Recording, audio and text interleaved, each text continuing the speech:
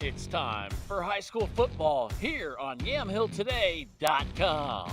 Sullivan's going to hand off to Raff. Right up the middle. Breaks one tackle, two tackles. Then he go into the end zone. Touchdown, Grizzlies. Dropping back at Sullivan. He double pumps. He goes to the far side. Has a man wide open. And it's caught. And it's going to be touchdown, Grizzlies.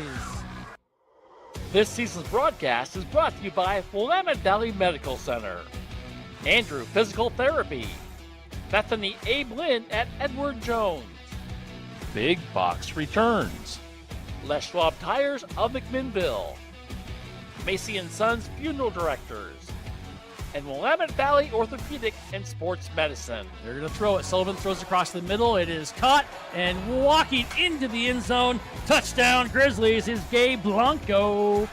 Now let's head over to the press box. Here's Jeff Ivey and Brian Erickson.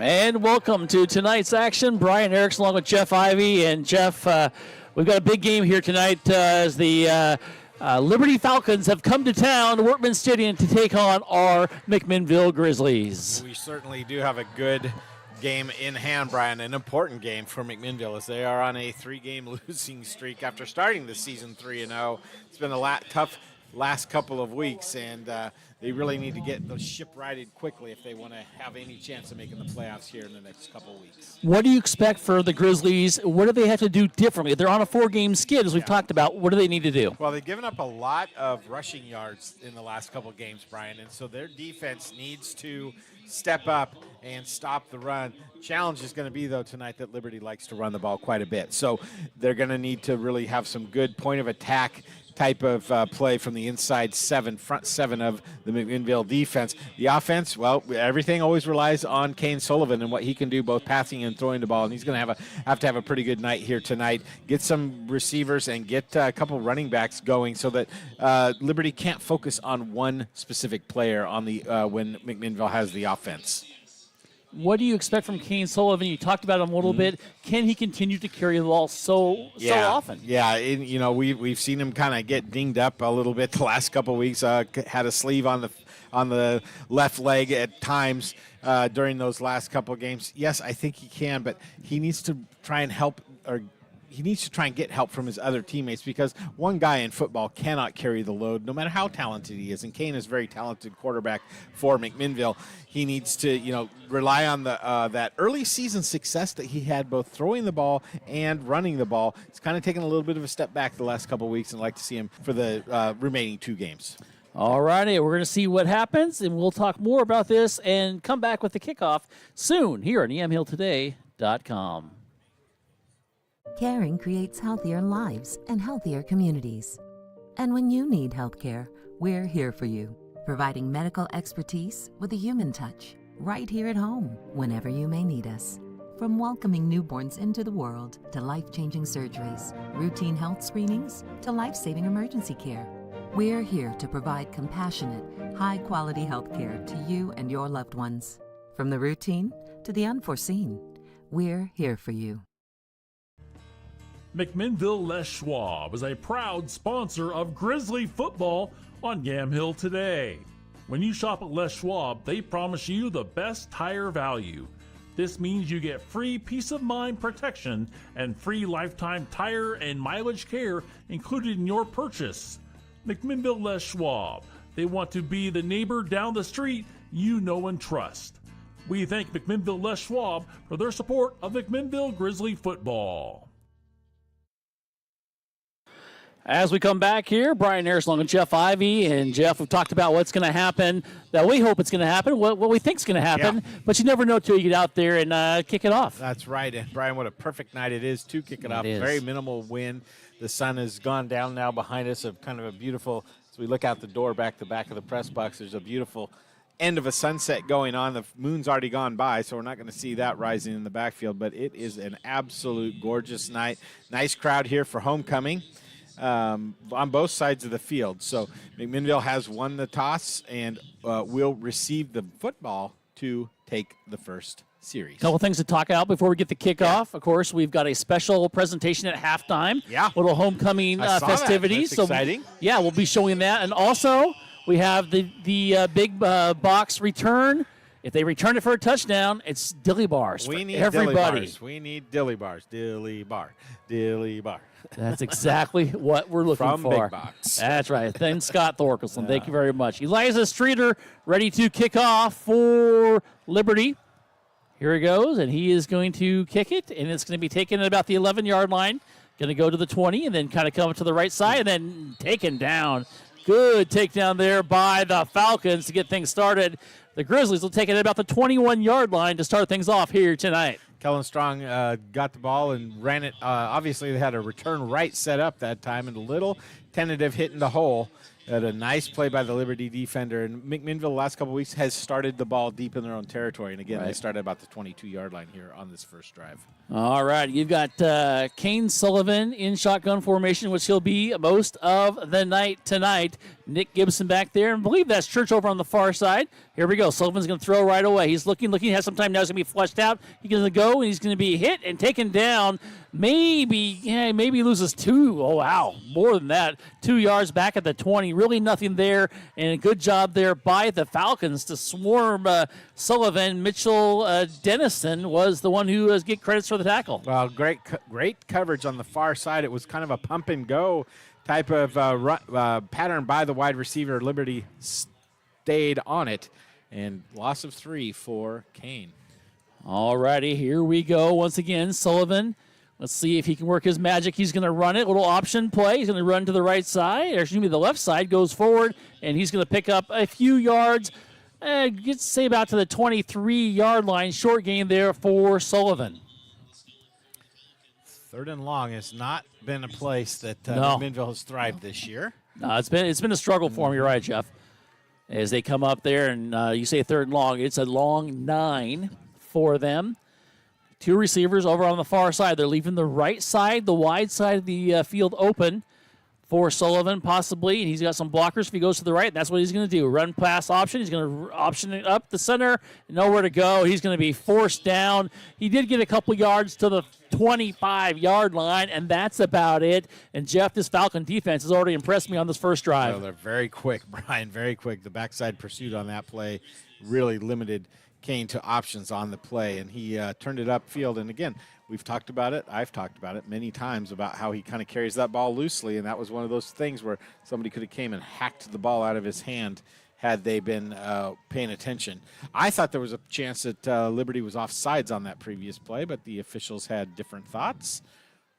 The Grizzlies will be punting. Here is the kick, and it's going to go. It's going to be a shorter kick, but it takes kind of a neutral bounce, goes up in the air, maybe even hit off a Grizzly, and it's going to be down at the 45-yard line. The Falcons will get good field position to get things started for their first possession of the ball game. 29 yards on the punt, and that's just a little bit under average for McMinnville. They've averaged about 35 yards per punt, so they've done a good job on the special teams, that side of the ball. Now, I didn't see who kicked it, Jeff, but we've had a couple different punters this season. In fact, we've had at least 3 different ones that I can think of right off the bat. And I did not see who punted that one either. Well, it wasn't the regular punter. And here we go. 1st and 10 for the Falcons. Shotgun formation. Going to hand it off. No, they're going to keep it. A little option play. They're going to pitch it here to the far side and take it up, doing a good job of catching the ball and going forward for a couple yards, but a good job of pursuit by the defense. The run there was Tanner Steinbach, the senior. Well, that's what we're going to see tonight, Brian. A lot of option call and get on the ball quickly for Liberty. Already on the line of scrimmage, ready to go, and they're led by their big center in there. He's 315-pounder, 6'5" guy, and they come with the inside handoff. Great defense there by McMinnville. There was a little misdirection there, what kind of a wing tee, and that was Steinbeck who ran up there, but he was stopped almost immediately, and we've got a flag as we have an injured official, and they're going to try to walk it off, but I think getting credit for the tackle there will be Alex Kellender. Let's see if the official is going to be okay. Looks like he kind of got it twisted. Yeah, that doesn't. He's going to stay in. All right, going to give it a shot. Hopefully he doesn't have to run too fast down the sideline. I'm not sure what happened. If he got tangled up in that tackle mess here on the near side. Let's hope he's okay. As we come back to action here, 8:59 to go. And we've got movement on the line on the Grizzlies. Oh, and there's another flag against the coach because, like I said on that previous play, Brian, where I thought Liberty was offside, I think coach said something about it, and there's going to be 2 penalties here against Liberty. I mean McMinnville, excuse me. I was going to say. Yeah. Here we go, as they are going to say encroachment against the Grizzlies. And then unsportsmanlike call. And they're going to say coaching staff is what they're going to say. Yeah. So you called it perfect, Jeff, and they are going to mark it off. And for a team that's struggling, to give them easy yards like that is not what you want to do. No. And you had them in a good place at 3rd and 8. And now it's automatic first down. They moved the ball all the way down to the 33-yard line. So big penalties there, 20 free yards for Liberty. And they're ready to go right on top of the ball. As they are coming out there, quarterback is Titan Rico. Like that name. Great name. Titan. And spelled a little bit differently, too. Yeah. T-Y-T-A-N. And Falcons in their white uniforms and their almost Columbia blue helmets. Yeah. And a little bit of a la Corvallis. Ooh. And there's the pass over on the far side, and it is incomplete. And you can hear Jeff say, ooh, because the quarterback, Rico, got hit as he threw the ball. He did not have a lot of time, did he? No, he didn't. Amazing he even got it off.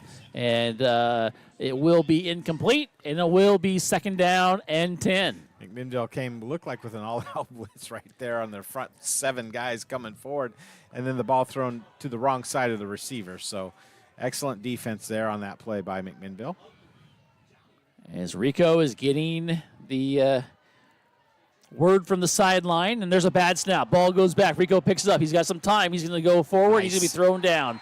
Good job there defensively. The Grizzlies coming out big and maybe a little homecoming magic there and coming up with a huge stop on the Falcons there on 2nd down. Loss of 12 and just a bad snap and went through Rico's hands and brings up 3rd and 22, we'll call it.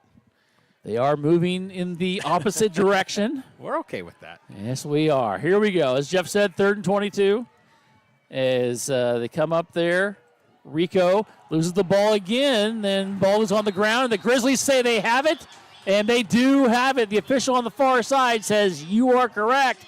And the Grizzly defense has come up with a big stop on the first possession of the ball game for the Falcons. Didn't look like Rico knew what he wanted to do when he got the ball in that backfield, Brian, and kind of fumbled it. And a great job by McMinnville to jump on it with excellent field position here with 8:03 to go in the first. All righty, here come out the Grizzlies in their 2nd possession. They're wearing their red uniforms, or red helmets. They got their black and white striping. Here we go. Sullivan, shotgun formation. He's going to hand it off to Gibson, go right up the middle. He's going to get maybe a short gain of 2 as he gets to the 47-yard line, and it's going to bring up 2nd down. Liberty showing a really stout run defense so far in these first couple of plays, aren't they? They really are. I mean, you've got Gibson back there, and usually he's good for, 3-4 yards, but they're meeting any back right at the line of scrimmage. Yeah, really a struggle so far in these first 4 plays for McMinnville. I think back there also is Seahaver in the backfield for the Grizzlies. Here we go. There's going to be a throw right down here, and it's going to be a screen play, and it's going to be a short gain, and then thrown down. Wow, that was a big throw down there. But it's going to be a gain of a couple to the 49, and they are in Falcon territory, Jeff, but it is going to be 3rd and a long 4. Wow, there was an awesome block on the play right here by the 50-yard number, Brian, and then the tackle was one of those sumo wrestle throwdowns. So some big hitting going on that play by both sides. Big play here early on. Yeah, it really is. I feel like it is. 3rd down, hand off to Gibson right up the middle, nothing there. Nope. Yeah, they just met him once again at the line of scrimmage, and really, how do you stop that? Because you've got Patrick Woolley, 6'5", 310, who was there along with Mitchell Denniston, who's a senior at 5'11", 186, and they just rode him to the ground. I appreciate what McMinnville's trying to do, establish the run, but maybe not right at the big fella who's about the size of 3 offensive linemen, it seems like. He's a big fella. Got a couple offers to some lower-level D3 schools. Here we go on 4th down. Sullivan's going to drop back, looking, throws it, has a receiver. It is caught at the 40-yard line, and then late hit. As you can see the flag flying up, and it's going to be a completion. We've got some words down there, but it's a good call. Looks like the receiver caught it, went out of bounds, and then the hit came in. Well, Gabe Blanco right there, right on the sideline, got the foot down, and then he was obviously out of bounds or almost headed out of bounds when the defender came and put a licking on him out of bounds. So that's 15 free for McMinnville. And the drive continues, Brian. It would have continued without the extra yardage, but McMinnville will take it. Yes, they will. They are going to march it inside the 30 down to about the 26-yard line, and that's what the Grizzlies wanted right there. As they got the first down, a lot more with 6:06 to go. I won't say the number on that, but it was 21. All right. Give him credit, right? Unfortunately. Here we go. Sullivan's going to go right up the middle, and he breaks it through. We talked about the run game being very important for the Grizzlies of Mr. Sullivan, and let's see where they actually mark him at the 21. 5 yards. Nothing fancy there, just kind of a two-man option off the left side, and I thought maybe if he had pitched it, might have got a few more yards, but, you take 5 every time. Yes, you will. Here we go with 5:38 and counting. Sullivan, shotgun formation. Gibson, they get it over to the far side to Seahaver. He's going to try to go, and he is hit hard in the backfield, a loss of 2 yards, and a huge hit. It looks like that is going to be on Steinbach with the hit. He's been all over the place tonight for the Falcons. Steinbach was like a missile on that play. Just came up and said, hey, Seahaver, welcome to the game. And that play was strung out all the way along. There was not a whole lot going on there. You got to figure you're in 4-down territory here for McMinnville, 3rd and 8. I think you're 4-down territory if you're at the 50-yard line is what they did. So you're right there. So you have a couple plays to work with. Here we go. Sullivan's going to throw it. He's looking. Now he's going to step up in the pocket, and he's going to get hit, and he's going to get thrown down. He's going to get sacked once again. And Jeff, who's the guy that came in, who's getting on off of him right now? The big guy. Yeah, and that guy, we talked about it in the game, Patrick Woolley. He's 6'5", 310, and they were running a little bit of sprints down there. Who's the first guy in? He was. Yes, he was. And you're like, whoa, that guy's moving down the field. And then you're like, that's a big fella. And then you're like, yeah, he's big. 6'5". Ask Kane right now. Exactly, as he was landing on top of him. Here we go. Big 4th down. 4th down and 12 with 4:15 to go. And Sullivan's going to throw it. He's looking, rolls to the right, looking. He throws it up, and it is incomplete. As they go down near the 10-yard line, and I believe that was to the tight end, the big tight end. They were trying to post him up there, Brian. That was Walt Rosenberg at 6'6", 215. Tried to post him up, but did not quite work on the play. So over on downs for McMinnville. I appreciate that you said post on up, because that's exactly what I ran into and couldn't see anything else. So there you go. 4:07 to go. Turnover on downs. This will be the second possession of the ball game for the Falcons. And, Jeff, they really had nothing going in that first possession. No, they had like one good play and then kind of took some steps back with those fumbles and missed snaps. Here we go, and it's going to be a pitch here on the near side to us. Across the 30, stiff arm goes across the 40 on the tightrope, and a huge run there. Seahaver finally knocks them out at about the 45-yard line. And I hate to say it, but that's kind of the Falcon offense we expect to see tonight. Yeah, got some speed here to the near side, and good job by Steinbach to turn it up and pick up 17 on the play. It was a close to maybe being a flag out of bounds, late hit again, Brian. Very close in my opinion. Well, under 4 minutes to go now.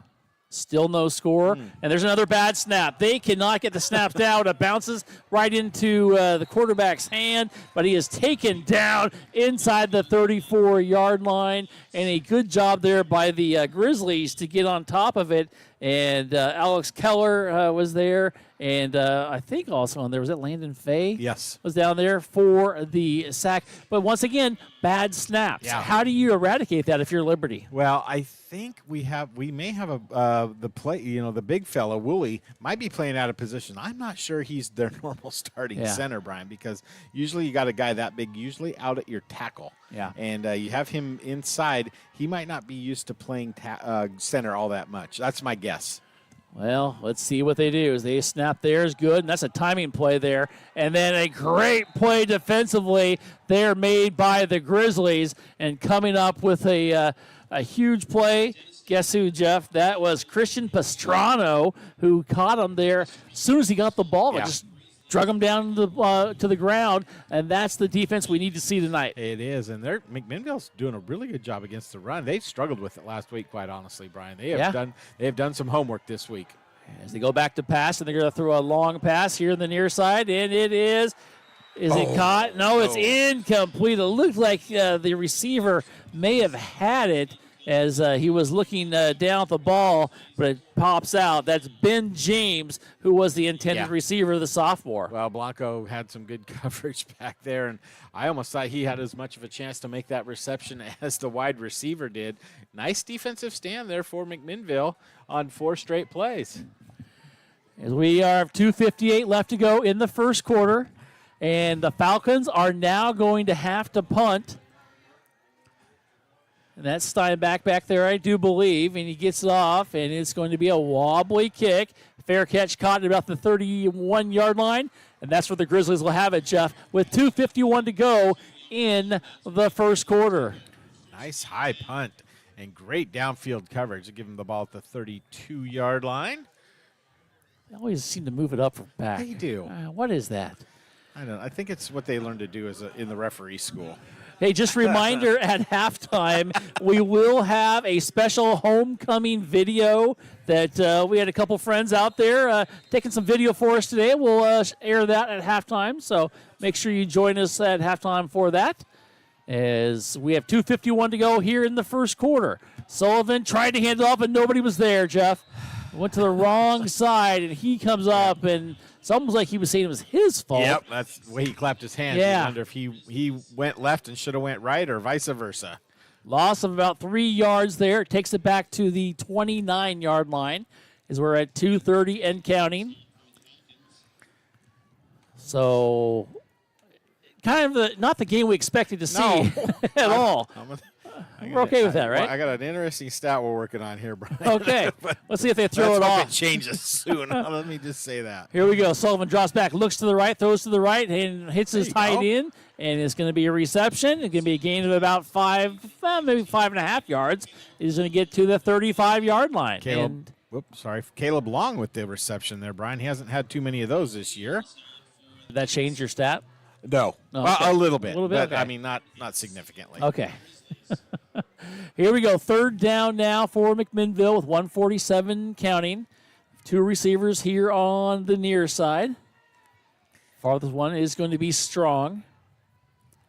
Sullivan gets Seahaver in motion, looks to the right, throws, and he has a recompletion. Goes across the 40. He's going to be a first down and more to the 46-yard line. Seahaver with a nice run out of motion, and he picks up a Grizzly first down. First one? Third, actually. Third one. Oh, yeah. Wow. Yeah. Where have I been? Well, remember, there was one on a penalty. So, True. And then there was one other one. Do those count? Count? They do. Okay, just check it. Yeah, just not ones you've technically earned. But, I sit right next to the coach's box here, and Seahaver caught that ball. He's kind of running more laterally than downfield, and I heard the coaches go, get upfield, because they knew it was going to be close to getting the first down, and he got it. Yes, he did. Sullivan's going to keep it. He's going to roll it on the right side. He's going to be hit. He's going to lunge forward and pick up about 3.5 yards there. Fortunately, it was close to being no yardage. Yeah. And they actually don't. Okay, there we go. The official on the far side had it back at the 47-yard line. I'm like, wait a minute. Then they realized he was supposed to be at the 49. So moved it on up. It is going to be second down now and 7 for McMinnville. Big Patrick Woolley getting a few breathers over on the other side, but they bring in another guy who's 6'2", 270, Brian, Royal Beard. Wow. They got some beef up front. Yes, they do. They're going to throw it to the far side. It is caught and going forward, and maybe for a yard. Let's see, maybe a yard or two. And I believe was that Blanco? Yeah. All righty. He gets it into Falcon territory with 15 seconds to go here in the first quarter. And I don't know if the Grizzlies will get a play off, Jeff. We're under 10 seconds now. Sullivan thinks he's going to get one off. And he's going over now. He realizes, we got 4 seconds. Let's not worry about it. And that will end our quarter. So after 1 quarter of play, we got no score. Falcons 0, Grizzlies 0. You're watching the Yamhill Today Game of the Week. Don't go away. We'll be right back. Andrew Physical Therapy, Orthopedic and Sports Rehab wants to see you make a full and quick recovery so that you can get back into life and the things that you like to do. Their friendly staff will listen and encourage and guide you through each step of the rehabilitation process.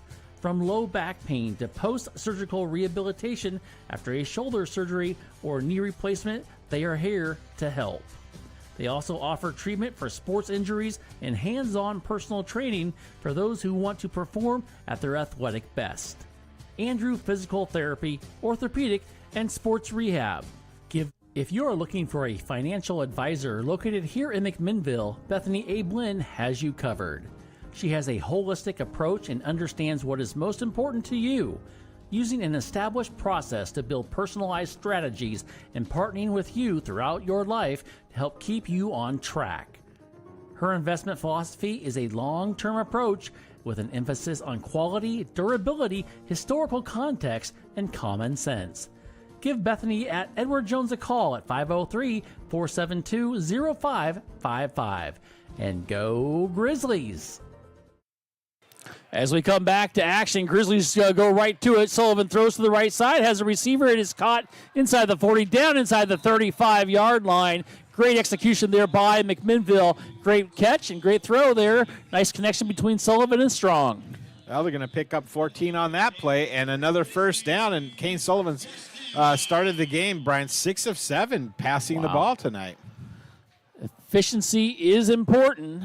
And right now it's working well for McMinnville. High snap. Sullivan pulls it down. He is going to be taken down from behind. Really nothing he could do there, Jeff, as the ball was snapped way high.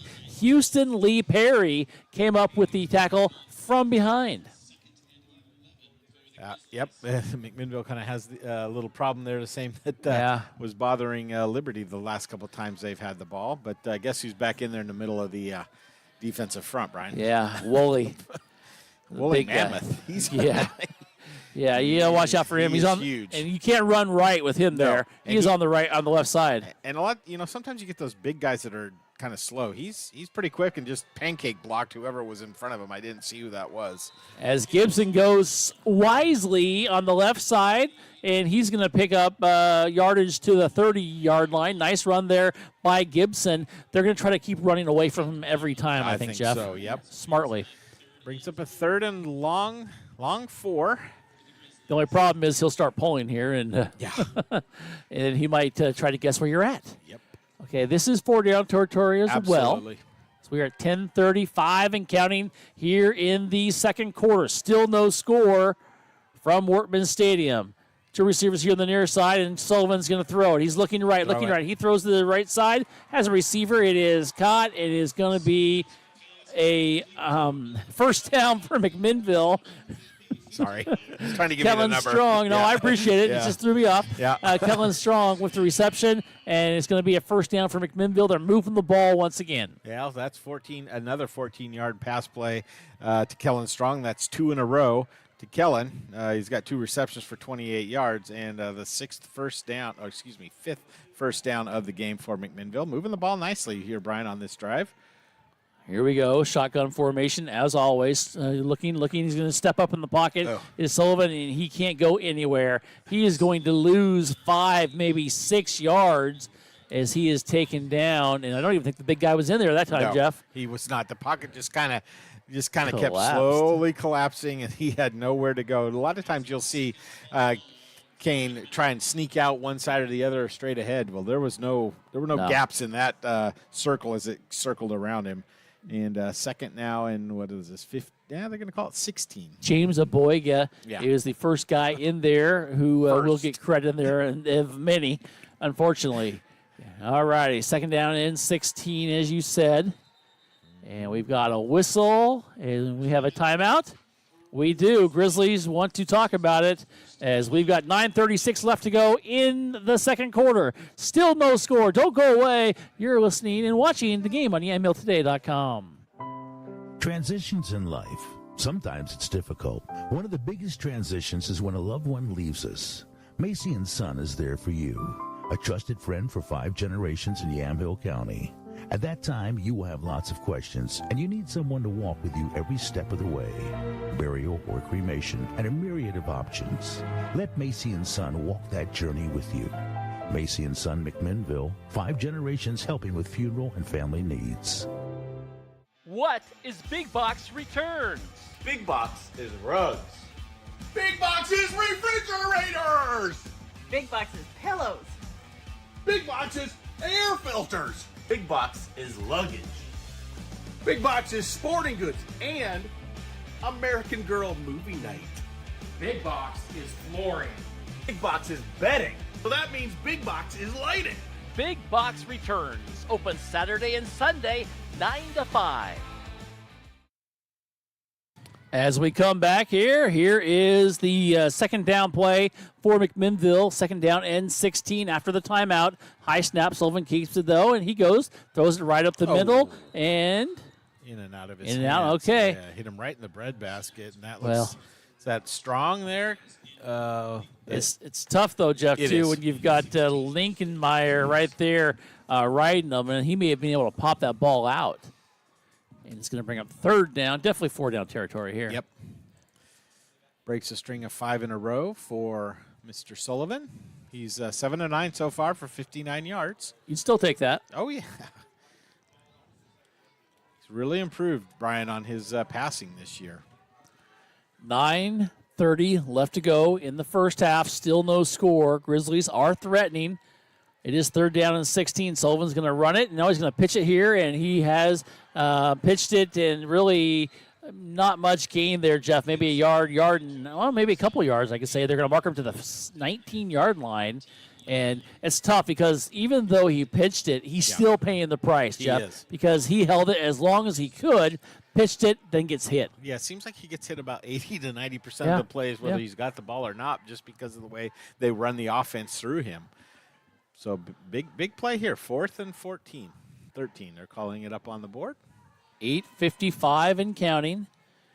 As you look at Sullivan, shotgun formation, interception might be as good as a punt, really. He's going to get hit, and he's just going to try to do something. He can't, and does he get it off is the question. And there's a flag that comes flying in as well, and Sullivan is going to be picked up, and he is just no time there as he's shaking his hand now as he gets off the turf. Well, he threw the ball forward. Unfortunately, there were no wide receivers in the area, so they're going to call it an intentional grounding on There were that at play. least 6 wide receivers in the area, all on the sideline, but they're in the area. Just saying. Well played. So that's going to be an turnover on downs. Oh, well. With the 5-yard penalty there on the play against McMinnville. So there's going to be some. Yeah, really, Jeff, there's really not much you can do. There wasn't. You knew you were going to get the penalty. Yeah. And he's going to get hit anyway. He did pay the price. Yeah. And now they knew it was 4th down. So really not much, you really can do on that. Long drive there, Brian. Ends in no points for McMinnville. It's kind of disappointing, but still no points in this ball game, which is surprising, which we thought might be a little bit different story. I did. As Liberty comes out now, and here we go, shotgun formation. And they almost drew the Grizzlies off. Rico did. Now he's going to look over to the sidelines and get a play called in. He's going to hand it off. No, he's going to keep it himself. Going to roll to the right side and still on his feet rolls. And then he's still on his feet rolling across the 50. And then he gets hit out near the 40-yard line. Nice run by Rico. And then a flag comes in much later, Jeff. And that's probably going to be after the penalty or after the The run. The run. Yep. And then then that flag comes flying in, and it's going to be a late hit, it looks like. So give him another 15 on the play. And that's a disappointing call, Brian. The coach is out there giving his 2 cents to whoever did that. I'm not sure who it was, but move the ball down now another 15 yards closer to the end zone. You can hear some boos from the McMinnville faithful. Yeah, well, it's tough because your defense has played well this game so far. Yeah. And you've really stopped this Liberty team, and then you come up with some penalties, and penalties are killing them once again. Before that play, Liberty had -4 yards of total offense. Wow. And 25 yards on that play. Here we go, 8:32 to go, and they are going to run it to the – no, actually, nothing there because they tried to do a little handoff, and Rico didn't hand it off. He would have been wise to do so because he was taken down. I believe McGurvin was in there on the tackle, a couple other guys. And it's that option, it's that kind of the wing T, Jeff. And that's exactly what they did, and they stopped them there for a loss of 2. Rico's carried the ball 4 times for no yards. This way he's going to go back out, and it's going to be number 5 and run across the 10, the 5, and a huge play, and another first down there, and that is Steinbach. And, he was just moving left and right, and just it's tough because you're not sure which guy to tackle. That time they made the wrong choice. They did, and he got tackled by his own guy down the field blocking. Looked like their feet got entangled, but 17 yards on that play for Steinbach. His second 17-yard run the last 2 times he's carried the ball. 7:57 to go. Here they go, a handoff to the back, and he's going to roll around the left side. And a good job defensively by McMinnville, but they really did get some yardage there. And now this is the Liberty team we expected to see. Yep, and they bring in a different back. Houston Lee Perry there, Brian, on that run down for 5. Here they go. It is 2nd and 6 now, and they're going to run right up the middle, and they're going to dive into the end zone touchdown.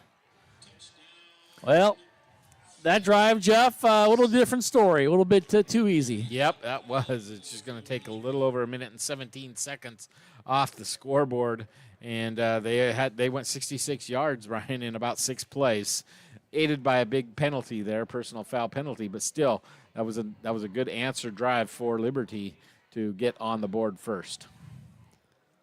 I think they are going to kick the extra point here. As we come back to action there. Here is the snap. And it's good. The kick is up, and the kick is good as well there by the kicker, Adrian Goodness. 7:24 left to go. Falcons, they strike first. They lead 7-0. Don't go away. We'll be back right after this. At Willamette Valley Orthopedics and Sports Medicine, their orthopedic surgeons specialize in diagnosing, preventing, and treating disorders and injuries that affect muscles, tendons, nerves, ligaments, bones, joints, and other connective tissues. Willamette Valley Orthopedics and Sports Medicine strive to give you the highest quality of care with the most up-to-date orthopedic surgical techniques and non-operative treatments to help you get back into doing the things you enjoy. Their goal is to help you live your life to the fullest. Give them a call at 503-435-4520. Willamette Valley Orthopedics and Sports Medicine. McMinnville Les Schwab is a proud sponsor of Grizzly football on Yamhill today. When you shop at Les Schwab, they promise you the best tire value. This means you get free peace of mind protection and free lifetime tire and mileage care included in your purchase. McMinnville Les Schwab. They want to be the neighbor down the street you know and trust. We thank McMinnville Les Schwab for their support of McMinnville Grizzly football. As we come back here, and here is the kickoff. And remember, we're taking Dilly Bar requests, Jeff, if they can get it. Here is the run back, goes right up the middle, breaks one tackle, and then hit hard at the 35-yard line. And really, if you look at that, Jeff, it was that was like the only guy that could take him and stop Carson Thomas because he gets through him. We could have been Dilly Bar time. There was a seam there for sure. All righty, 7:17 to go now. If you're McMinnville, Jeff, offensively, got to get things going a little bit here. And Only 65 yards, Brian, of offense here so far through a quarter and a half or so. Still more than the other team, right? Yeah, 41 for the other side. But it's been a plodding sort of 65. Yes, it has. Handoff, Gibson goes, and he's going to go forward for a few yards, maybe 2, as he gets to the 39-ish. And short gain there for McMinnville as we're going to hit the 7-minute mark here. Great night here. Getting a little chilly now. Are you? Well, no, it's not bad. on. I got shorts on. I always got shorts on. I always got shorts on. You know that. Always. Yeah. And short sleeves. Yeah. Good vest. I You know, have got a the pullover. duck shirt on. Yeah. You got the new old school look going on. The new old school look. You know, the 90s vintage. We'll talk more about that later. Here we go. Sullivan drops back. He's going to pass. He's going to throw over the center. Looking for a big guy. Incomplete. And tried to go to his tight end, Jeff. Unfortunately, could not get to Rosenberg. Well, Rosenberg's 6'5", but that ball, you would have had to be about 6'9", 6'10" to catch it. And Kane just, I think, rushed that just a little bit on that pass play and just overthrew Rosenberg. So brings up kind of a critical, in my mind, 3rd and 8 for McMinnville. Liberty's going to get the ball to start the second half. You don't want to give up any more points here in the first half. And McMinnville, let's see if they can get the first down here. All righty, and we got somebody who just was looking out there saying maybe a screen. Time for that. As we got Sullivan rolling to the right, looking.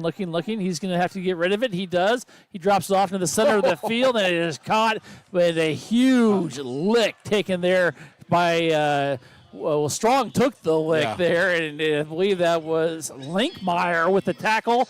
Strong paid the price, but he got a first down for McMinnville. Yeah, 11 yards on the pass play, and I tell you what, I wasn't sure he was going to make that play. But critical time for the great play. And a lot of times when you throw back across your body like that, back to the middle of the field, good things don't happen. That time McMinnville got a nice reception and a first down to keep the drive alive. 6:10 and counting for McMinnville. They need to put some points up here.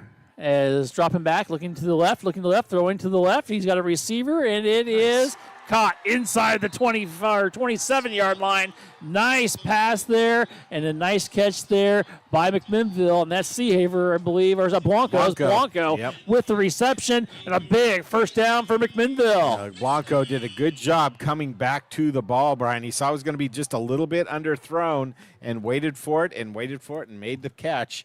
And a beautiful play down to the 26-yard line. It's one of those timing ones that are, I think, meant to be underthrown a little bit so he can come back and have a little bit of separation there. Absolutely. And there's trips over on the far side for McMinnville with 5:40.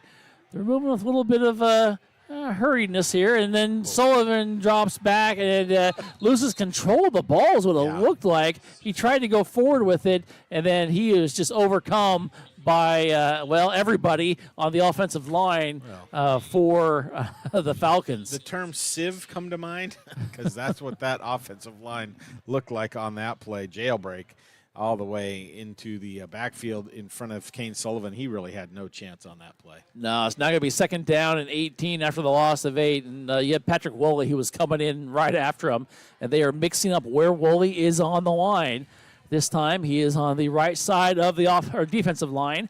Handed off there, and then going to that same side is Gibson. He breaks one tackle, and he's still on his feet, and he gets to the 27-yard line. And nice job there by Gibson, and nice job there by the offensive line creating holes that time. Well, they went double team on Woolley that time, Brian. They did a good job. The left guard and the center for McMinnville did a good job of sealing him off and ran right behind it. So nice pickup there down to the 26-yard line. 8 yards by Gibson on that play. Brings up 3rd and 10. And, again, you're going to be in 4-down territory where you are on the field right here. You got Strong and Gibson in the backfield for McMinnville. They're going to throw it. They're looking to the left. Looking to throw to the left. Has a receiver, and it is incomplete here on the sidelines. And a nice pass there, and just couldn't get to it is Strong. Well, it was there. Kane got a little bit of a happy feet again in that situation, Brian. And if he slowed down just a little bit, he had a wide open Kellen Strong who could have hit. Would have been close to a first down. That's for sure. Now it is 4th down and 10 with 4:13 to go. It is definitely 4-down territory as we talked about. You've got Gibson, the lone back in the backfield. You've got Seahaver in motion. Going to the far side. Trips on the far side now.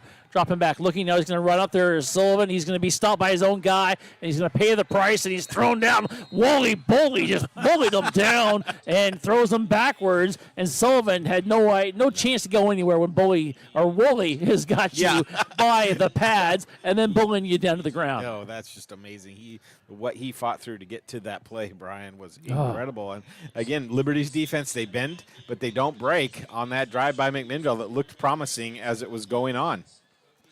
Yes, it was, and unfortunately they could not get it. Now, Jeff, with 3:57 to go, lots of time for this offense. They didn't use much time last time they had the ball. That is exactly right. And now, Brian, that's negative 22 yards on 12 carries for Kane Sullivan so far.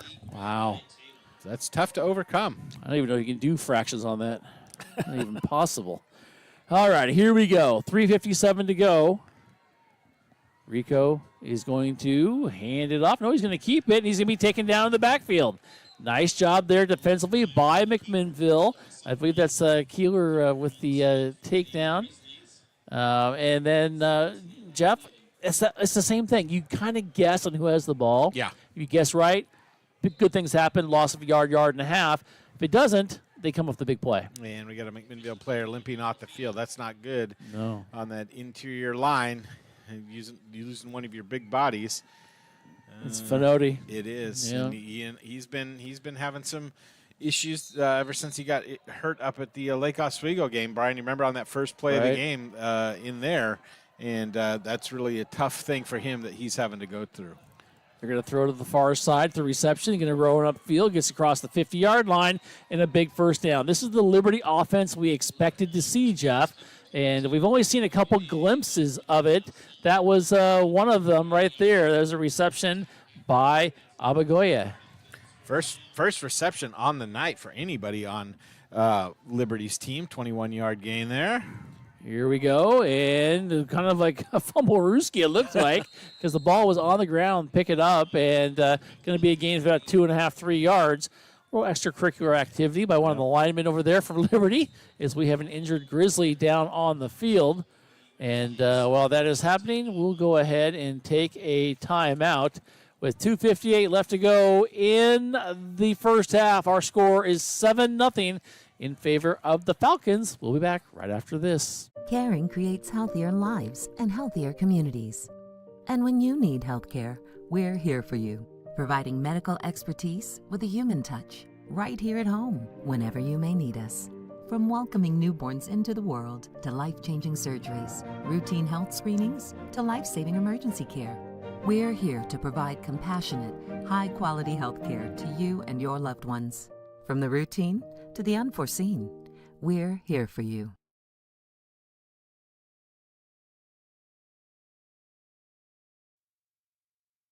As we come back here, and it's like McGurven gets off the field on his own power. Here we go, second down now, and going back and almost taken down in the backfield, and now taken down in the backfield. Landon Fay comes up. He's the second guy to get to him. Good job there by the defensive line, getting in there, slowing down the quarterback, almost having him 5 yards back. Yeah. They come back there, and they get the tackle about 3.5 yards by Landon Fay for the sack. Well, Rico's been sacked 5 times by McMinnville tonight, Brian. Yeah. 7 carries, 0 yards.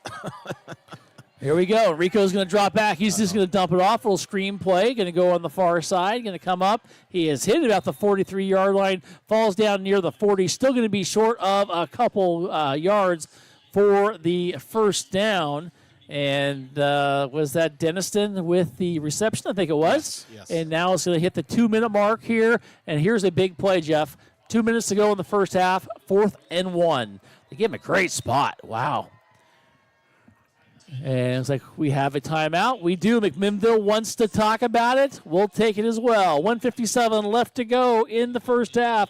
Falcons lead 7-0 over the Grizzlies. We'll be back right after this. At Willamette Valley Orthopedics and Sports Medicine, Their orthopedic surgeons specialize in diagnosing, preventing, and treating disorders and injuries that affect muscles, tendons, nerves, ligaments, bones, joints, and other connective tissues. Willamette Valley Orthopedics and Sports Medicine strive to give you the highest quality of care with the most up-to-date orthopedic surgical techniques and non-operative treatments to help you get back into doing the things you enjoy.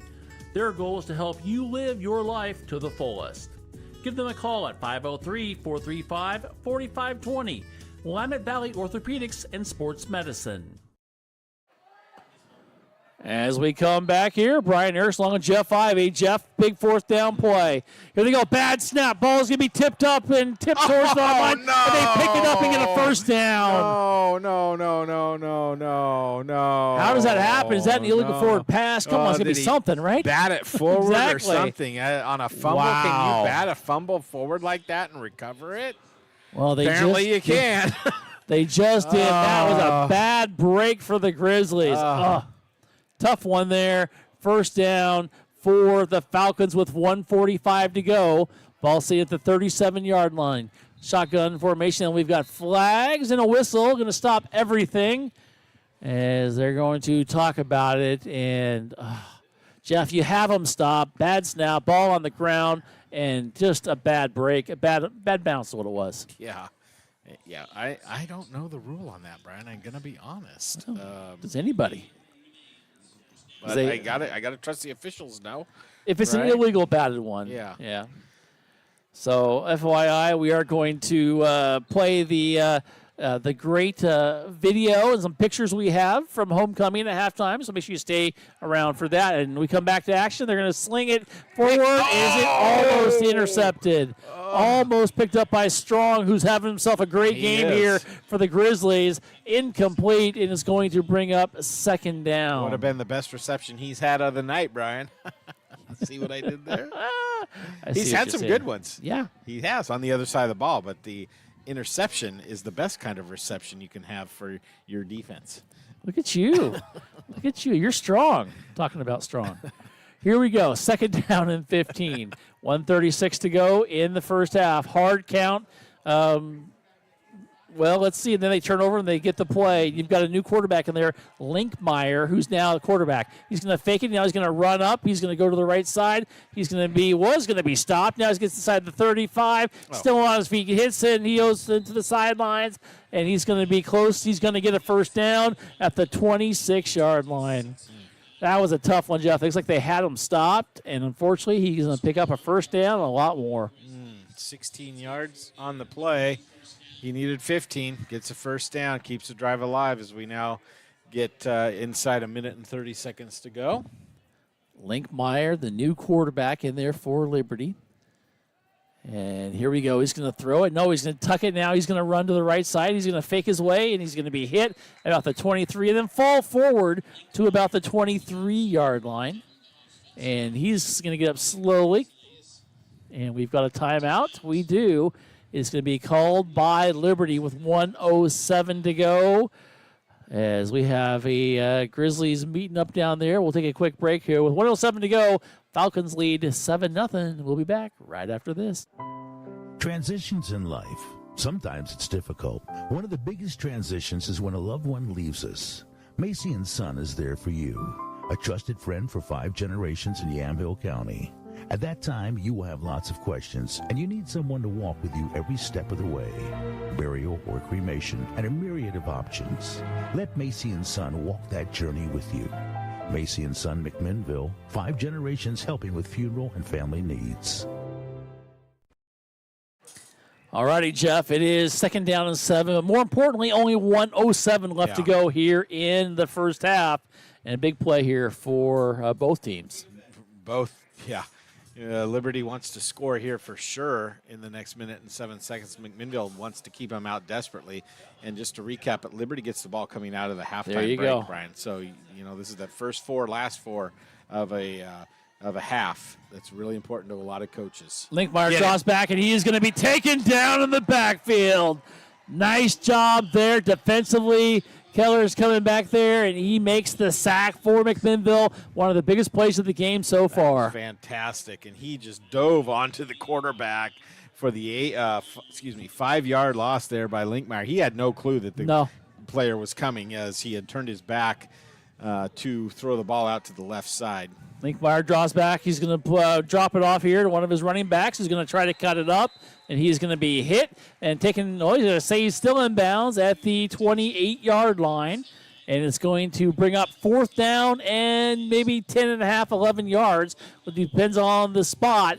More importantly, about 20 seconds to go in the half, and it looks like Liberty might just call a timeout here, Jeff, for 15 seconds and go to one play and at least try to make something happen with 15 seconds. They could get a couple if they get a first down, but they've got 11 yards to go.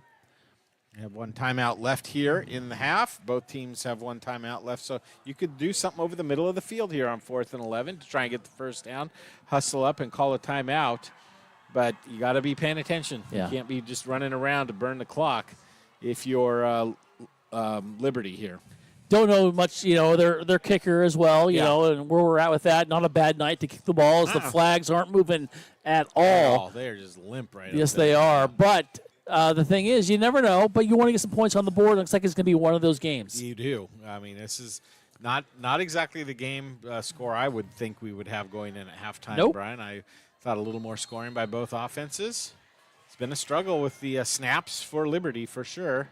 Here we go. Linkmeyer, 4th and 11, draws back. He throws towards the end zone, and he has a receiver who catches it at the 1-yard line. He caught it. And yes, he did. He's going to hold it up, and that's right where he's going to be is the clock is going to be at 7. They're going to say he's out of bounds, and they're going to talk about it.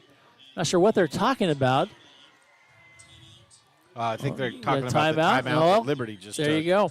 Their last one of the half. A lot of confusion down there by the officials as well, but it was a great play, great catch, and you've got the ball now, Jeff. The 1st and goal with 7 seconds. You probably can't run. Well, you can probably run the ball. Maybe 2 plays if you pass it on the first one. Exactly. You have to pass on the first one. The second one, you might be able to get away with a run and catch McMinnville off, or do you bring your field goal kicker in?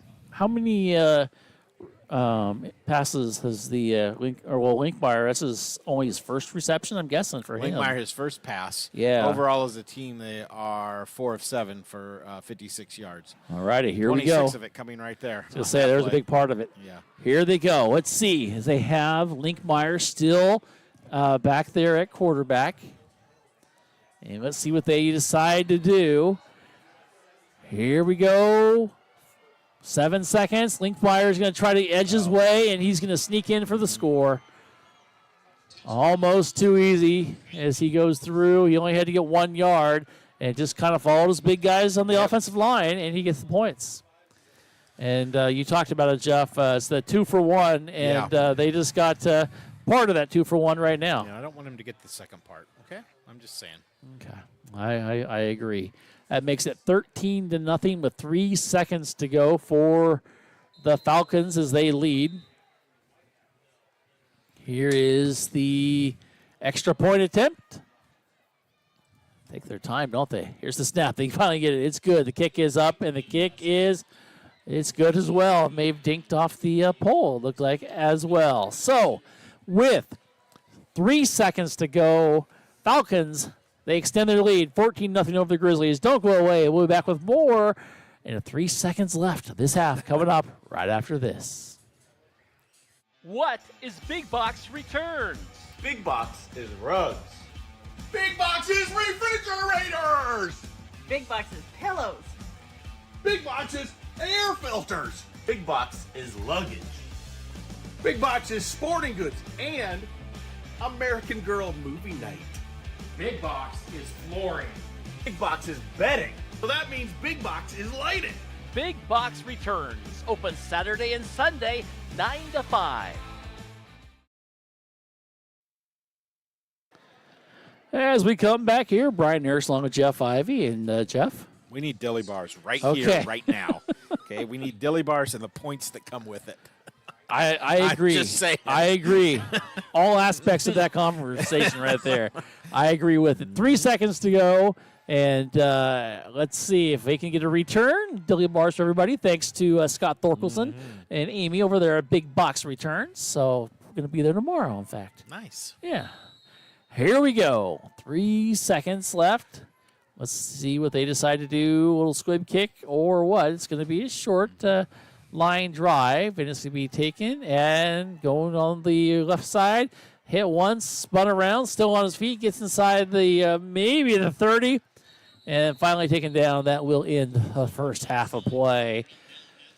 Well, Jeff, it was a half where the Grizzlies looked pretty good defensively for a long amount of time, and unfortunately they give up a big score right at the end with 3 seconds to go in the half. The momentum shift really could take effect right there, Brian, as McMinnville played a pretty good first half, but unfortunately gave up 2 touchdowns and trail 14-0.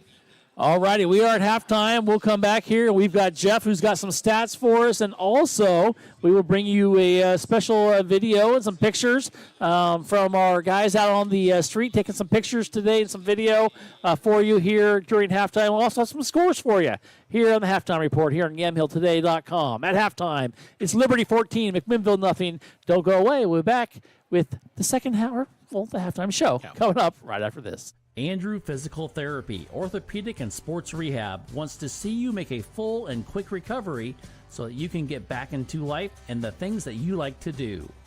Their friendly staff will listen and encourage and guide you through each step of the rehabilitation process. From low back pain to post-surgical rehabilitation after a shoulder surgery or knee replacement, they are here to help. They also offer treatment for sports injuries and hands-on personal training for those who want to perform at their athletic best. Andrew Physical Therapy, Orthopedic, and Sports Rehab. Give them a call at 503-435-1900. If you are looking for a financial advisor located here in McMinnville, Bethany A. Blinn has you covered. She has a holistic approach and understands what is most important to you, using an established process to build personalized strategies and partnering with you throughout your life to help keep you on track. Her investment philosophy is a long-term approach with an emphasis on quality, durability, historical context, and common sense. Give Bethany at Edward Jones a call at 503-472-0555. And go Grizzlies! McMinnville Les Schwab is a proud sponsor of Grizzly football on Yamhill today. When you shop at Les Schwab, they promise you the best tire value. This means you get free peace of mind protection and free lifetime tire and mileage care included in your purchase. McMinnville Les Schwab. They want to be the neighbor down the street you know and trust. We thank McMinnville Les Schwab for their support of McMinnville Grizzly football. And back here at McMinnville High School. Homecoming is not going the way that we had hoped so far, but there's plenty of time to get it back on track. McMinnville trails the visiting Liberty Falcons 14-0 at halftime. I'm Jeff Ivey, the stats man, with some stats. Looking at the individual or team statistics here in the first quarter, first half of play, Liberty has 8 first downs to 7 for McMinnville. 113 total yards of offense for Liberty on 24 plays. McMinnville, 96 yards of offense on 32 plays. McMinnville's averaging 3 yards per play, and Liberty just under 5 yards per play in that first half. Passing yards, 56 on 4 of 7 passing for Liberty. 9 of 14 for McMinnville for 94 yards. 57% completion percentage versus 64%. McMinnville has carried the ball 18 times for 2 yards. So let that one sit in. 18 times for 2 yards. That's 0.1 yard per carry. Liberty on the other side, 17 carries for 57 yards, 33.4 yards per carry. 4 penalties in that first half for McMinnville for 40 yards. 2 penalties in the first half for Liberty for 20 yards. Liberty did have the one fumble. They've put the ball on the ground 3 times, but only lost one of the fumbles. McMinnville with no turnovers in the first half. Each team with 1 punt, 34-yard punt for Liberty and a 29-yard punt for McMinnville. Average starting position for both teams tonight, the 35-yard line, so really not great field position, but not horrible field position for either one of the teams. But McMinnville has a commanding 16-minute to 8-minute time of possession difference in the first half of play. Looking at some of the individual statistics. First, for the Liberty Falcons, coached by Eric Mullum. Titan Rico went 3 of 6 in that first half for 55 yards, and then Reed Linkmeyer came in and was 1 of 1 for 1 yard passing, 21 yards passing on the night tonight for Liberty. Tanner Steinbach has carried the ball 5 times for 38 yards. I mentioned Titan Rico had 7 carries, 0 yards. He's been sacked 5 times. Reed Linkmeyer has been sacked 1 time at quarterback. He's carried the ball 3 times for 14 yards. Mitchell Dennison, 1 carry for 0 yards. And Houston Lee Perry, 1 carry for 5 yards and a touchdown on the night. And Linkmeyer has the other rushing touchdown for Liberty here in the first half. Elijah Stringer, 1 reception for 26 yards. James Begoya has 1 reception for 21 yards. And Mitchell Dennison has 2 receptions for 9 yards tonight in the ball game. On the McMinnville side of the football game, Kane Sullivan is 9 of 14, pretty decent percentage passing of 64.3% for 94 yards, no interceptions. It's kind of been hit and miss. He started hit his first 2, then missed 1, then hit his next 5, then missed 3, and then hit 2 and missed his last one. But he has just really struggled tonight, Brian. 7 sacks tonight for the Liberty Falcons, and he's carried the ball 11 times for minus 16 yards in that first half. Nick Gibson's carried the ball 6 times for 21 yards, and Grayson Seahaver 1 carry for minus 31 yards. Kellen Strong, he's having a strong night tonight at receiver, 3 catches for 39 yards. Gabe Blanco, 4 receptions for 38 yards. Grayson Seahaver, 1 for 11. And Caleb Long, 1 reception for 6 yards tonight. So it's been an uphill battle for McMinnville from the get-go, and they've had their opportunities. They've gone on a couple long drives and turned the ball over on downs 2 times in that first half. They went on a 10-play drive and a 14-play drive that resulted in no points, having turned the ball over. The 2 scoring drive recaps for Liberty tonight. They took the ball with 8 minutes and 41 seconds to go in the second quarter. They went 66 yards, starting at their own 34-yard line in 6 plays. It only took a minute and 17 seconds off the clock. It was a 6-yard touchdown run by Houston Lee Perry. The kick was up and good, and it was 7-0. McMinnville, for the 3rd time in the game on the ensuing drive, turned the ball over on downs, unable to. They got deep down into the back defensive end of Liberty down to the 26-yard line, but they turned it over on downs, and Liberty then went another 68 yards on a 14-play, 3-minute and 54-yard drive. It was a 1-yard run by Reed Linkmeyer. The kick was up and good, and that was with 3 seconds to go in the first half. So McMinnville really didn't do anything on the ensuing kickoff. So it's been an uphill battle for McMinnville. They have not even broken 100 yards tonight of total offense, and yet they've been able to move the ball basically between the 20s. But once they get into the 20, inside that 20-yard line, that Liberty defense really steps up and has been causing them problems all night long. Yes, they have. And now I want to go back to one thing you said, Jeff. Okay. Sacks, McMinnville has 7, or against Given up 7. Given up 7. On the other side of the ball? They've gotten 5. So we got 12 tonight. Yeah, 12. Okay. Well, actually, no, because Reed Linkmeyer got sacked once, too. 13. 13. That was just 5. That was just 5 on Rico. Okay. You just kept saying sack. Yeah. I'm like, well, okay. they've had a lot of sacks tonight. Right. Yes, 13 sacks tonight. And we're only at halftime. Yeah. All right. Thanks, Jeff. I appreciate it. Yeah. We're going to go ahead and do some scores here, and then we will go ahead and show you that video we've been talking about and just kind of keep you updated on what's going on from around the state as well. And see if we get out there in case you need to get out, Jeff. And just pulling up the scores. Got a couple new places to look because they've been hard on Thursday nights, definitely, but tonight we do have some for you that we do want to pass along, including West Lynn 21, Lake Ridge 0, Tualatin 16, Oregon City 0, and that's after the end of 1. Tigard 0, Lake O 0.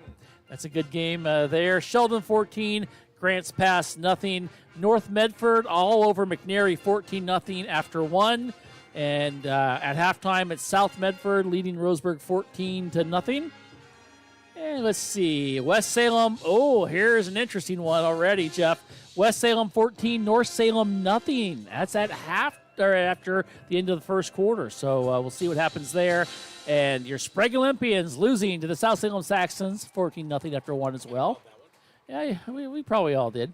Let's see. Anything else I want to? No, I think that's about it on that. Let's see if I have any updates for you, as they're all over the place right now. And now it's 14-7 update. Spread coming back. Watch out. West Salem all over North Salem. Here's an update: 27-0. So that is huge. We thought that would be one of the more interesting games here tonight, and that is not shaping up to be that. Santiam Christian on top of Scio, 7-6 at halftime. Blanchette on top of Culver's, a big matchup, 12-8 at halftime. And Silverton 14, West Albany 7. North Salem, as we said, losing 27-0. Saxons 14, Olympians 7. And Black Tornado on top of the Celtics, 14-0 as well. So Dayton taking on Jefferson tonight. We'll try to get a score for you from there as well once we get one from there. So that's what we got here so far tonight. If we get some more, we'll pass them along to you. And, keep you updated all night long. And, our game right here is the important one. It's 14-0 Liberty on top of the Grizzlies right now. Alrighty, as promised, it is time for, Yeah, you ready? Okay, yeah, you don't have your headphones on, so I can't hear you. But it is the homecoming video that we had our friend Richard Mason along with Norm Ordez out there and getting some video for you. And we'd like to share it with you here at halftime of homecoming here on YamhillToday.com.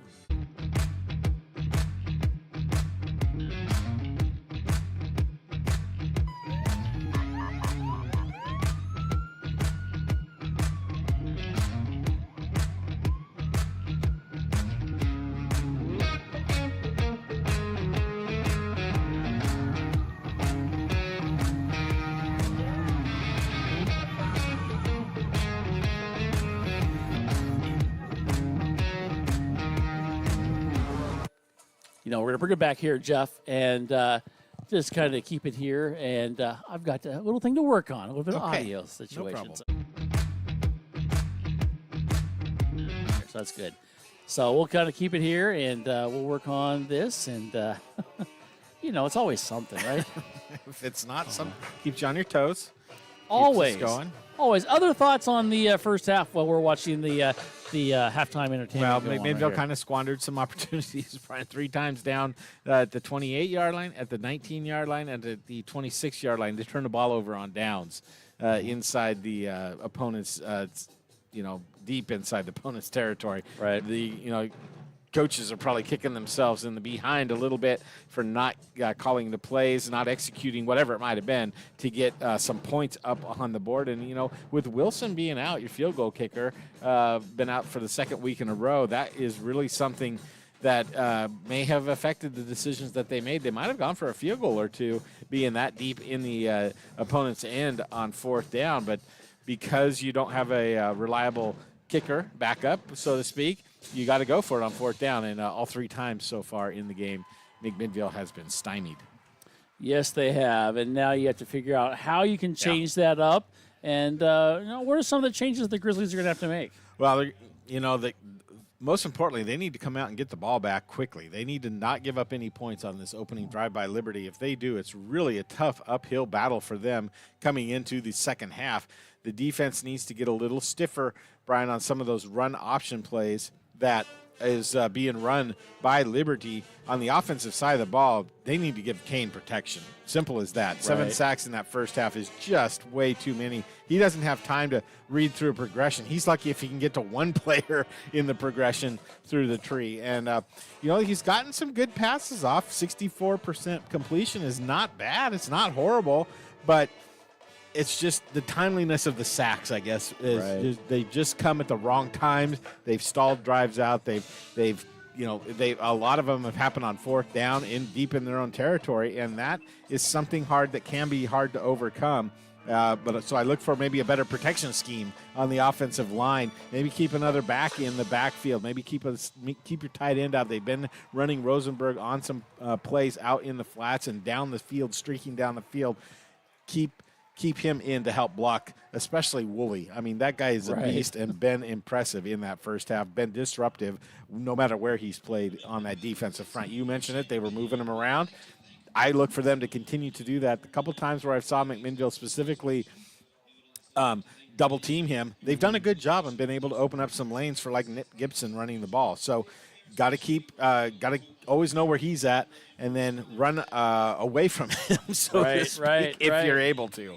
Right. If you're able to, that's the hard part. Yeah, that's because those linebackers in there for Liberty are pretty quick and react very well to what they see in front of them. Yes, they do, and we'll see what changes they can do. Don't go away. We've got more coming up here at the halftime show. We'll be back right after this. Transitions in life. Sometimes it's difficult. One of the biggest transitions is when a loved one leaves us. Macy & Son is there for you, a trusted friend for 5 generations in Yamhill County. At that time, you will have lots of questions, and you need someone to walk with you every step of the way. Burial or cremation, and a myriad of options. Let Macy & Son walk that journey with you. Macy & Son McMinnville, 5 generations helping with funeral and family needs. If you're looking for a financial advisor located here in McMinnville, Bethany A. Blinn has you covered. She has a holistic approach and understands what is most important to you, using an established process to build personalized strategies and partnering with you throughout your life to help keep you on track.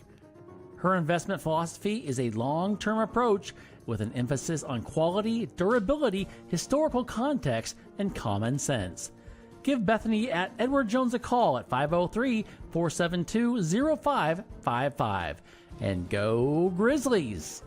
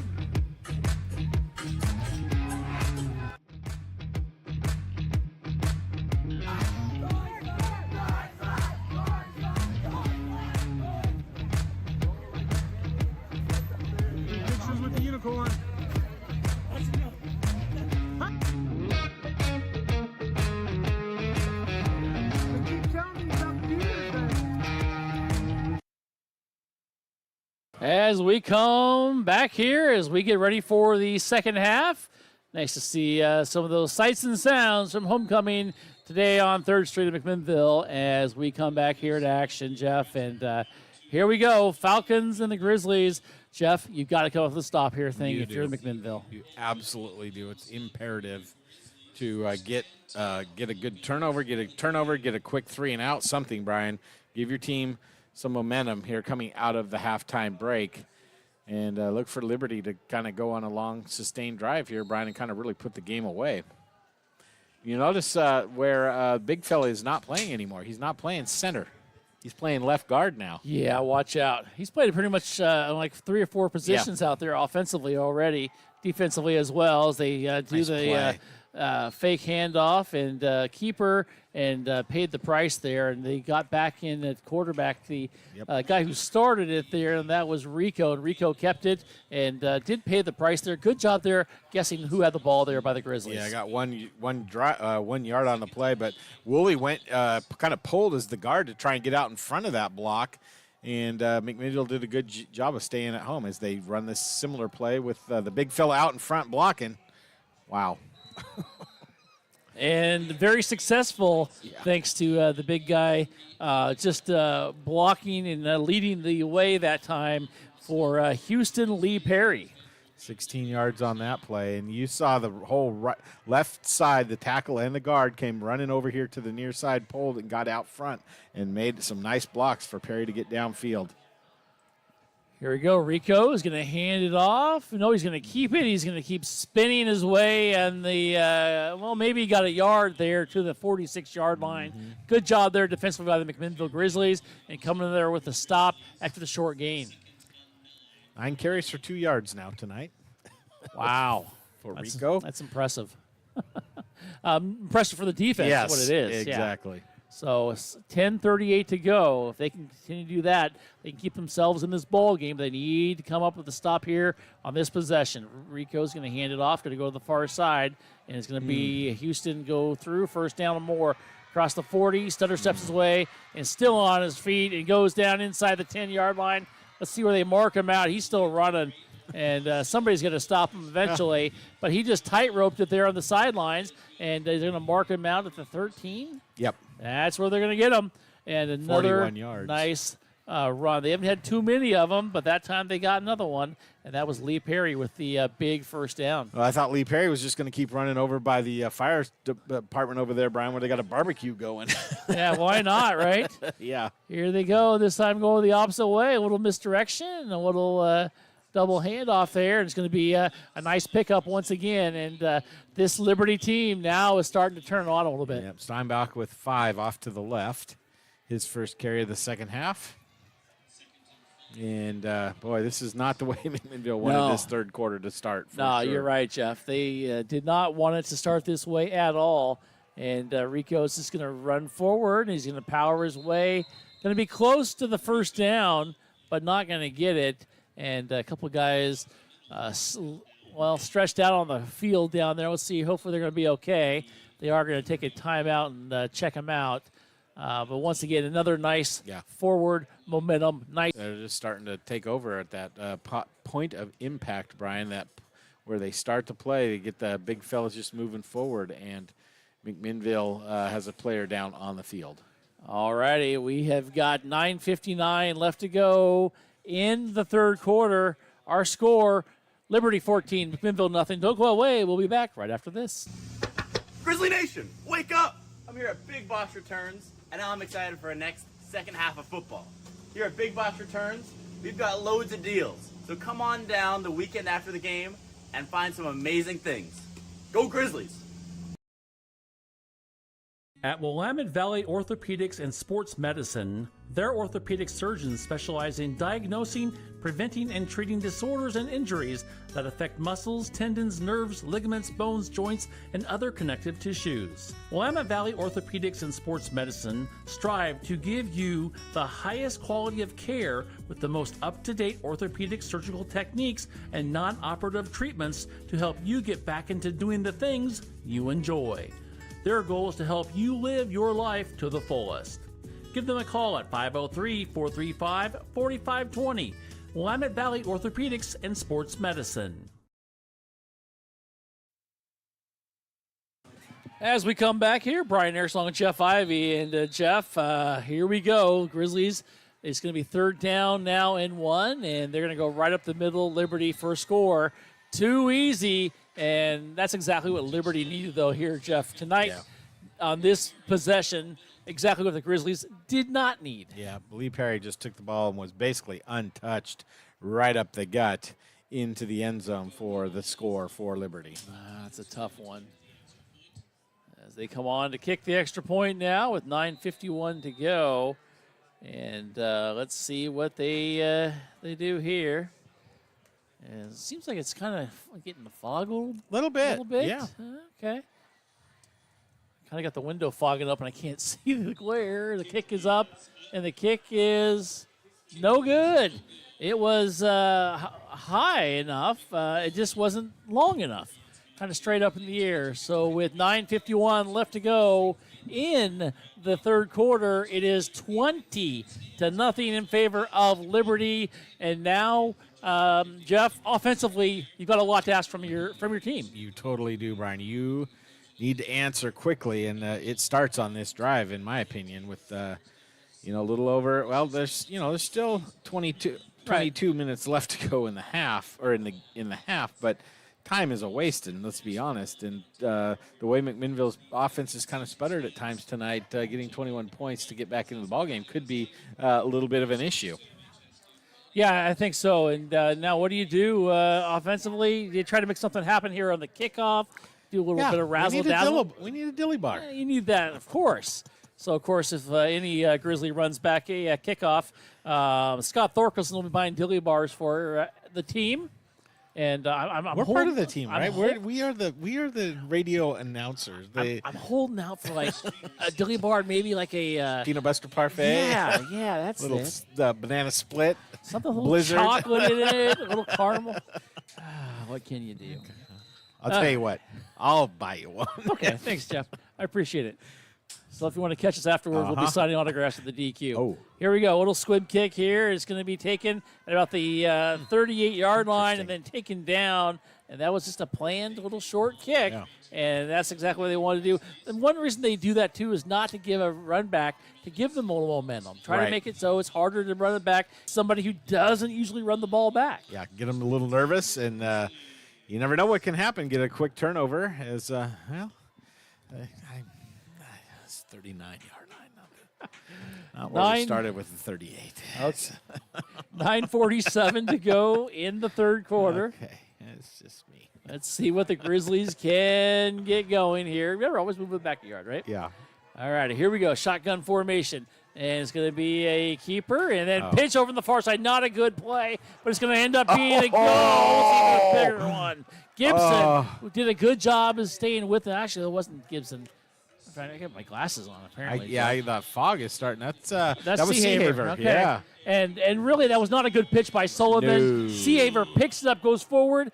Grizzlies get lucky. They get their own break. They get a first down. Something to build on, right?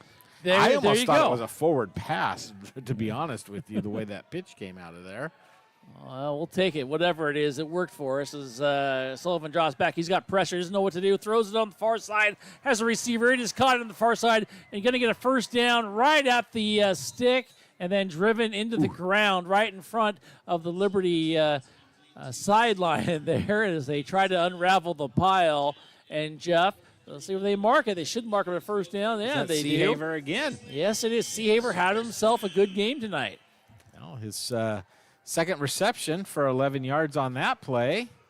And McMinnville answering the call right now. But, Brian, they've been able to get down inside about the 20-yard line several times tonight. Just haven't been able to put any points up on the board. Under 9 minutes to go. And see what they can do now. As you're right, Jeff, it is 21-0. Handoff right up the middle. Going to be picked up about 5 yards. Is that Gibson? It is Gibson as he gets forward. Gibson has been pretty effective there in the backfield. They haven't used him a lot, but he does pick up 5 yards. The Grizzlies need to put some points. You made a good point there, Jeff. They go through and they can get between the 30s pretty easily, but it's getting inside that. And let's see what Sullivan has up his sleeves now. He's only got one sleeve on, I guess. So one sleeve on the far side. Here we go. He's going to look. He's going to throw it. A little pass on the near side.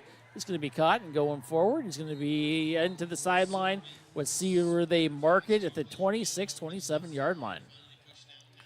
Pickup of 8 on the play. Swing play out to Gabe Blanco. Another first down on this drive. Gabe's 5th reception tonight for 46 yards. Quietly. Very quietly. Yeah, he really has. So we get down to 8-14 and counting. 20-0 is our score. Liberty in the lead on top of the Grizzlies. Gibson and Seahaver in the backfield, I believe. I can't tell if that's Strong or Seahaver. Yeah, I think it's Seahaver. Okay. Yeah. I'll go with that as well. As they're handed off, and it goes to Gibson. He's going to roll around the right side. Breaks one tackle. Stutter steps, goes over one player, and he's hit hard at the 13-yard line. Not before he picks up another Grizzly first down, however. Great run by Gibson that time, Brian. Very patient. Had that hand on the back in front of him, kind of running through the hole. But a great job, and Seahaver is pumped. And Liberty says, you know what? We've seen a little bit too much of this right now. We're going to take a timeout and try and swell the momentum of McMinnville. All right, we'll take a timeout as well. 7:51 left to go in the third quarter. 20-0 is our score. Liberty on top of the Grizzlies. We'll be back right after this. Andrew Physical Therapy, Orthopedic and Sports Rehab wants to see you make a full and quick recovery so that you can get back into life and the things that you like to do.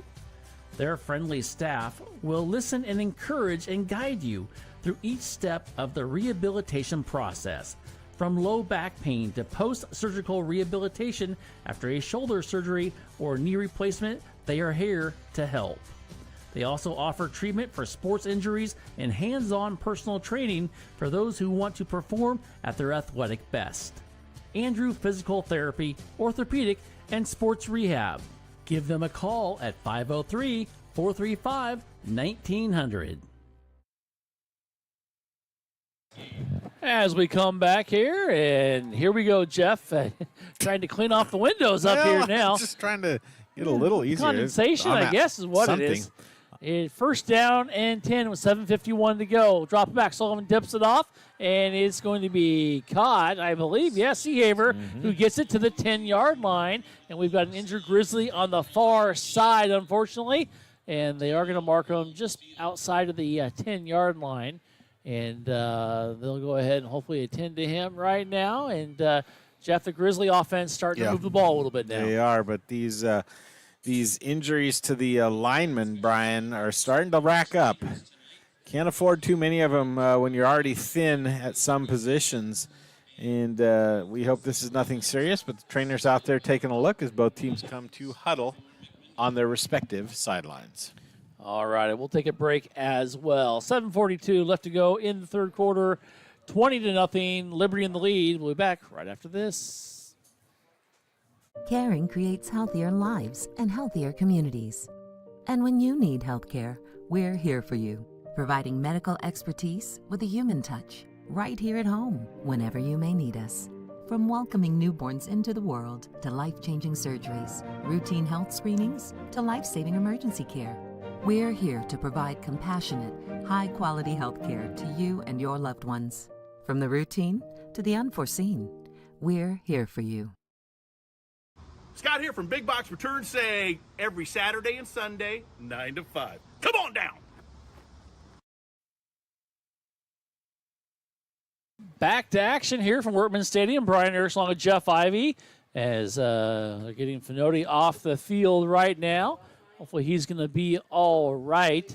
And now, Jeff, Grizzlies down another lineman. That's been you mentioned it off the air. That's been one of the things they've had trouble with. Yeah, and Finotti, I give him hats off to him for trying to go, but a couple weeks ago, you remember he was not carted off, but taken off the field on the first play of the game at Lake Oswego, and he just has not been the same since. Brian sat out a few games. He's been in and out of tonight's ball game, and we hope everything's okay, but needing some help off the field here right now. But more importantly, McMinnville 2nd and 7 inside, just a ball at the 10-yard line now. They need to score here. 7:21 to go. Here we go. Oops. And nothing there. And oops is right. Hit to the wrong guy. Gibson just had no luck there, and he's taken down hard on the field. And he's going to get up, but really, Jeff, nothing there on the interior. And I know they keep trying to go to that interior handoff, Brian, but at some point, you know, you got to fake off of that and have either Sullivan pull it or some sort of reverse trickery out of that play, and maybe that's what they're trying to set up here. Well, third down now, 6:45 and counting. We've got Seahaver back there with Gibson. In motion is Blanco going to the far side, now back to the near side. Drop it back, looking, throwing, throws across the middle, and there is a guy, and it's intercepted. It's tipped up, intercepted, and going to be back to the 6-yard line. And the interception was there. I think it was 21 or 23. I can't quite tell. I thought it was 23. Yep. Yes, it is. It's Lee Perry, who's had himself a ball game tonight. He has both sides of the football. And, again, another drive inside the 20-yard line or down, you know, and McMinnville comes up empty-handed tonight. That could be the story of the night for McMinnville. Going to put the ball down at the 6-yard line. Kind of a forced pass in there. It's like there's at least 3 defenders in there. And when you get that, sometimes, Jeff, and tip the ball up, you may have numbers. You may have a guy who may be kind of open, but you have numbers out there. Exactly. Somebody's in a position possibly to intercept it like they did right there. A lot of times that is 100% correct. You work on that tip drill all the time as a defensive back, and it comes in handy for Liberty right there. Rico is going to hand it off and just going forward. Now, if you're Liberty, Jeff, you're up 20-0. I wouldn't be surprised if they just tried to milk some of the clock as well. Methodically work down the field here as, let's see who had that ball there on the play, trying to get that number 17, Mitchell Dennison on the carry. What are they going to give him? 2 yards out to the 8-yard line. Yep. Kellen Strong over here on the left side are kind of just swinging his arm around. Maybe got a little stinger or something. And let's see if they try to maybe go after that as they hand off to the back. Just kind of runs forward, just powers the momentum to almost the 9-yard line. It's going to be a gain of a few yards there, a little more, maybe 5, as they almost gets to the 15-yard line. Nice run there. McGurven with the tackle for McMinnville. And it's going to bring up 3rd down and 2 now as we hit the 5:28 mark and counting to go here in the 3rd quarter. Going to run right behind the left guard there is my guess, Brian. And, he tripped and tackled by the top of the soccer field markers. Rico tried to keep it himself. They're going to get him a credit of a short gain. And, I just thought maybe how interested would they be to go on 4th down and deep.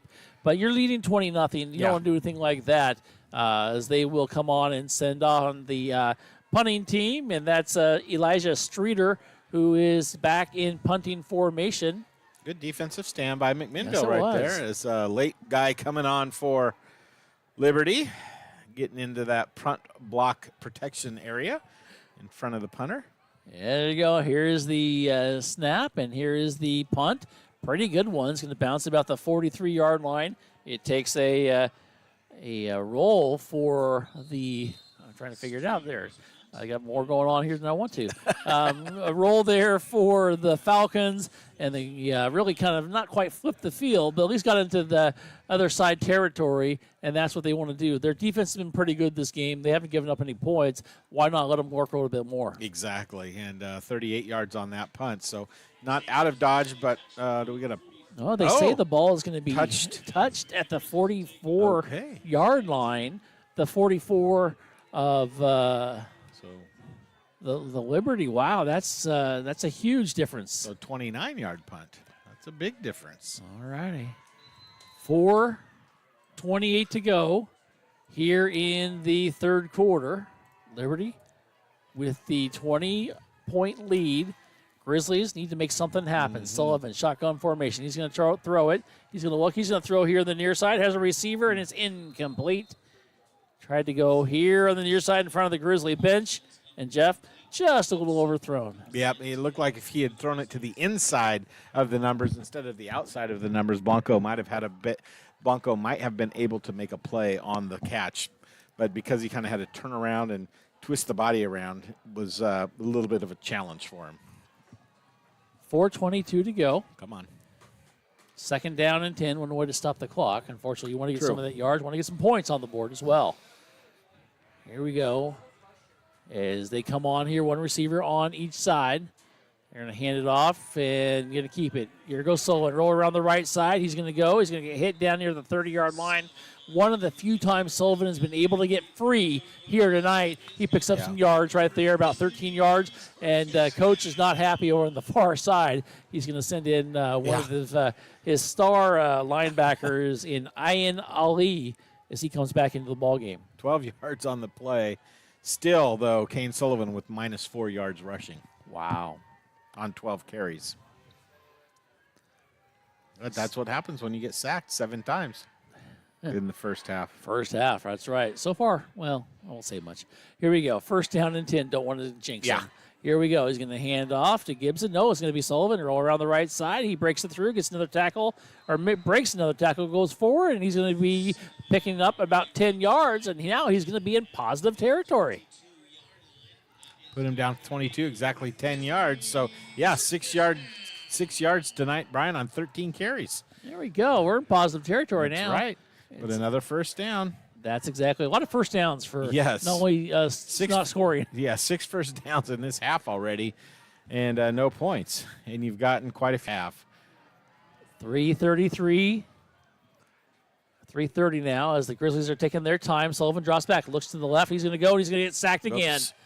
Really nothing he could do there. And one guy who kind of came in and hit him on underneath and kind of wrapped up his legs. That's Mullum. And then another guy came over and made the tackle from top and took him down. And a loss of 7-8 yards. He could be close. Well, negative territory again, right? Negative territory again. And wow. I tell you, though, this Liberty defense, man, you get the ball close to that 20-yard line, and they just stiffen. It's been impressive to watch how they are able to let you move, down to the 20, 25, 15, and then, boom, brick wall. Here we go. They drop a little draw play and not fooled at all. Good job defensively. They tried to go to Gibson there, and they were ready for it and made the tackle, and it's going to bring up third down. Gibson able to just get 2 yards on that play. But, again, it's 4-down territory. Right. We know that. We've been here multiple times tonight, and nothing's going to change for McMinnville. No. What I would like to have change, them to score. Yes, I agree. When they're down here and if they're in 4-down territory. Totally agree. As they have 2 receivers here on the near side, Blanco and Strong. They're going to hand it off, and it's going to be a reverse.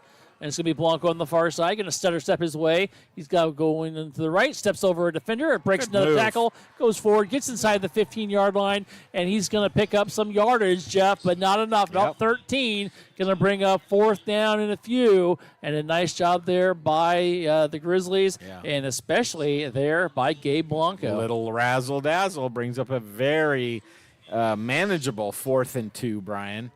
And I like that little reverse play called there. Here they go, 4th and 2. And is it enough for Liberty to take a timeout? I think it is. With 1:34 left to go in the third quarter, Liberty leads 20-0. We've got a big 4th down coming up. Don't go away. We'll be back right after this. Transitions in life. Sometimes it's difficult. One of the biggest transitions is when a loved one leaves us. Macy & Son is there for you. A trusted friend for 5 generations in Yamhill County. At that time, you will have lots of questions, and you need someone to walk with you every step of the way. Burial or cremation, and a myriad of options. Let Macy & Son walk that journey with you. Macy & Son McMinnville, 5 generations helping with funeral and family needs. As we come back here, big 4th down, Jeff. It's now officially 4th and 2 for McMinnville. They've got to get to the 12-yard line to get that first down. And let's see, after the timeout by Liberty, a defensive timeout, which is kind of interesting. You brought it up. 1 timeout left for the Liberty. Well, they've taken both their timeouts in the second half so far on defense. As McMinnville was driving down the field, you remember on that last drive, they called a timeout to try and stymie the play.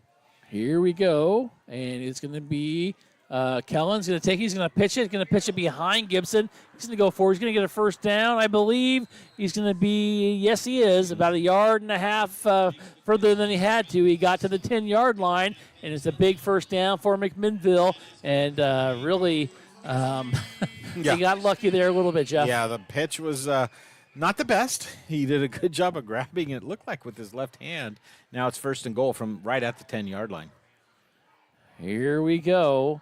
Let's see if they can come up with some points here. Sullivan, shotgun formation. He's going to try to get Gibson to go right behind him with 1:07 to go in the quarter. He's going to hand it off, and it's going to go to Gibson. Nothing there, and he's going to pay the price and get thrown down. He did pick up about 2 yards, though, as he does go forward on the throwdown, and it's going to bring up 2nd down now. Gibson now with 44 yards on 11 carries. Leading rusher in the ballgame for McMinnville by far. Sullivan, hard count. Then he turns over and looks to the coaching staff to get the signal. It's interesting that they've really slowed it down here. Yeah, they have. You know, we're down to 30 seconds to go here in the 3rd quarter. Not a lot of possessions left in this game for McMinnville. Sullivan's going to pitch it to Gibson on the left side. He's going to break inside the 5. Goes into the end zone. Touchdown, Grizzlies. Gibson with a run on a nice pitch there by Sullivan, and that's exactly what they needed with 23 seconds to go here in the 3rd quarter. Great job there. Again, though, Gibson had to kind of make sure he got the ball on the pitch play, but once he got it, it was his speed to the outside, Brian, that really led to that touchdown. Some nice blocking a little bit downfield by the wide receivers here on the near side as well, and that's a good sign for McMinnville to put some points finally up on the board after having been near the 20 or inside the 25 previous times. Way too often. All righty. Extra point is good. And so, Jeff, well, don't go away. We've got ourselves an interesting ball game. 20-6. The Grizzlies have cut into this Falcon lead with 23 seconds to go. We'll be back right after this. At Willamette Valley Orthopedics and Sports Medicine, their orthopedic surgeons specialize in diagnosing, preventing, and treating disorders and injuries that affect muscles, tendons, nerves, ligaments, bones, joints, and other connective tissues. Willamette Valley Orthopedics and Sports Medicine strive to give you the highest quality of care with the most up-to-date orthopedic surgical techniques and non-operative treatments to help you get back into doing the things you enjoy. Their goal is to help you live your life to the fullest. Give them a call at 503-435-4520. Willamette Valley Orthopedics and Sports Medicine. Back here to Workman Stadium. Brian Harris along with Jeff Ivey. And Jeff, the Grizzlies got what they needed. They got to stop. And more importantly, they got some points on the board. Cut into that lead. It's 20-7 now. Absolutely a great drive. Took a little longer than I would have liked. They went 44 yards in 9 plays, taking 4 minutes and 5 seconds off the clock. But you got points, and that was what was important. Now, do you pull a little bag of tricks here? Is it too early? What do you think? Well, you got Tyler Ackerman on to kick. Good to see him back on the field, actually, after been out for a couple weeks. Left-footed kicker, and he's just going to do a little kick out of bounds. Well, I guess there's no returns. The good thing here. Well, and I was wondering if he was trying to get that backspin to spin it back and maybe come towards the gunners gunning down the near side here for McMinnville. So they're going to take the ball over at the 35-yard line, I do believe. Well, the good thing is no run back, which is good. However, 35-yard line, well, there's been worse places, I guess. But now I look for Liberty to kind of go and try and work on this clock, Brian. Yeah, I agree, Jeff. I think, one snap here, pick up some yards, kill the quarter, and then go into the 4th quarter with the lead 20-7.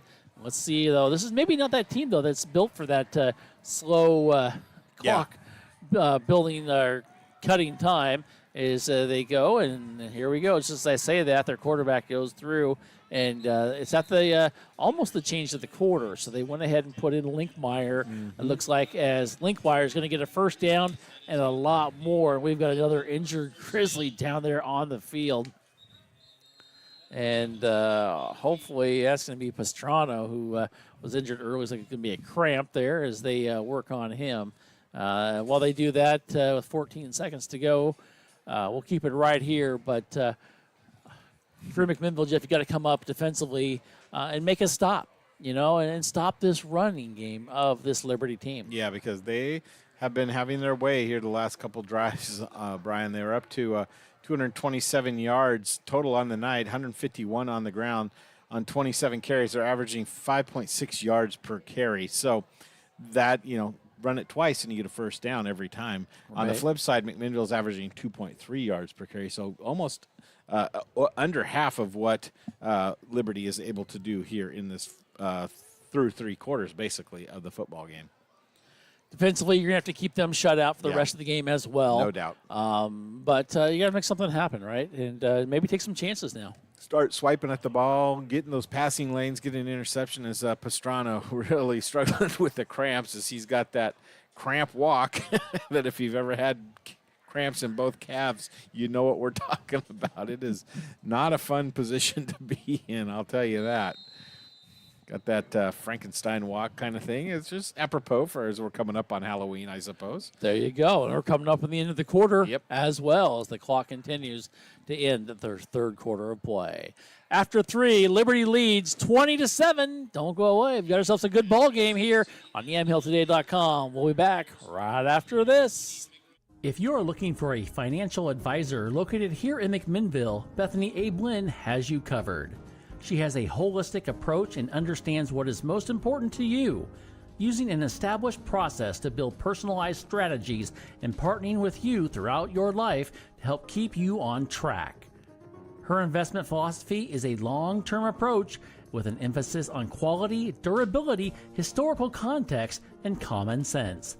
Give Bethany at Edward Jones a call at 503-472-0555. And go Grizzlies! Andrew Physical Therapy, Orthopedic and Sports Rehab wants to see you make a full and quick recovery so that you can get back into life and the things that you like to do. Their friendly staff will listen and encourage and guide you through each step of the rehabilitation process.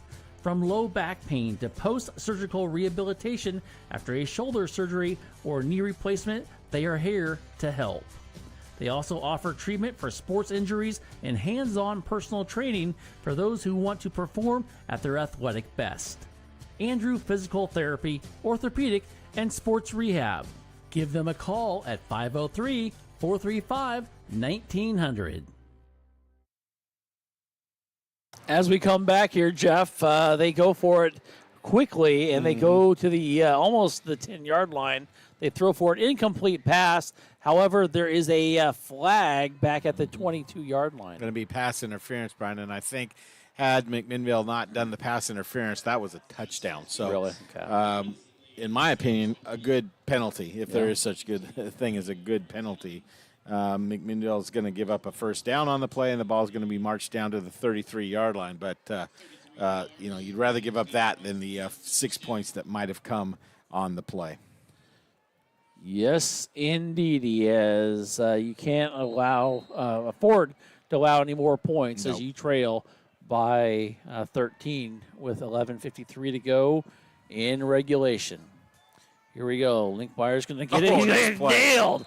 Coming out of the backfield, Landon Fay with a huge sack. And just Linkmeyer had no idea. I don't think anybody knew Fay was coming in that fast and hard, and he comes up with a huge sack. He shot the gap really quickly, got off the ball fast, and was in the backfield basically before Linkmeyer could make a decision on what he wanted to do. Here we go. Now Linkmeyer's going to pitch it over on the far side, and he does, and hits backwards. Another play for a loss of yardage there. And this Grizzly defense, Jeff, might be feeling it a little bit. They certainly might be, as that was James Abagoya on the carry, Brian. His first carry of the night is loss of 3. So big play here. I wouldn't think that this would be 3-down territory for Liberty, but we'll never know. Hopefully we don't. Hopefully we do find out. Yeah, hopefully, exactly. Yes. It is 3rd down and 17, 10:50 to go in the ball game, and they're not taking a lot of time off the clock. Here's the snap. They're going to throw it here, going to sling it here right around the 32, and a huge hit right there, and that's going to pump up this team. Just an 8-yard pass, but what a hit put on by Blanco on the wide receiver, number 22. And I don't have a name for him, but, wow, I'm surprised that he held on to that football, Brian. Not sure 22 remembers his name after that hit either, because that was a huge hit by Blanco. And that's going to bring up 4th down. Remember that play right there. It is 4th down and 9. Linkmeyer, the long snap, and we've got a flag come flying in from the back. False start. Yeah, well, there we go. That might Not change sure. what Liberty does here. Yeah, well, it's one of those weird positions in the field, Jeff. You can punt and you try to keep it high in the air. However, a high school punter may not be able to kick it that far. Yeah. So the the Liberty team is asking, okay, so which one of us did it and what did we do? Yeah.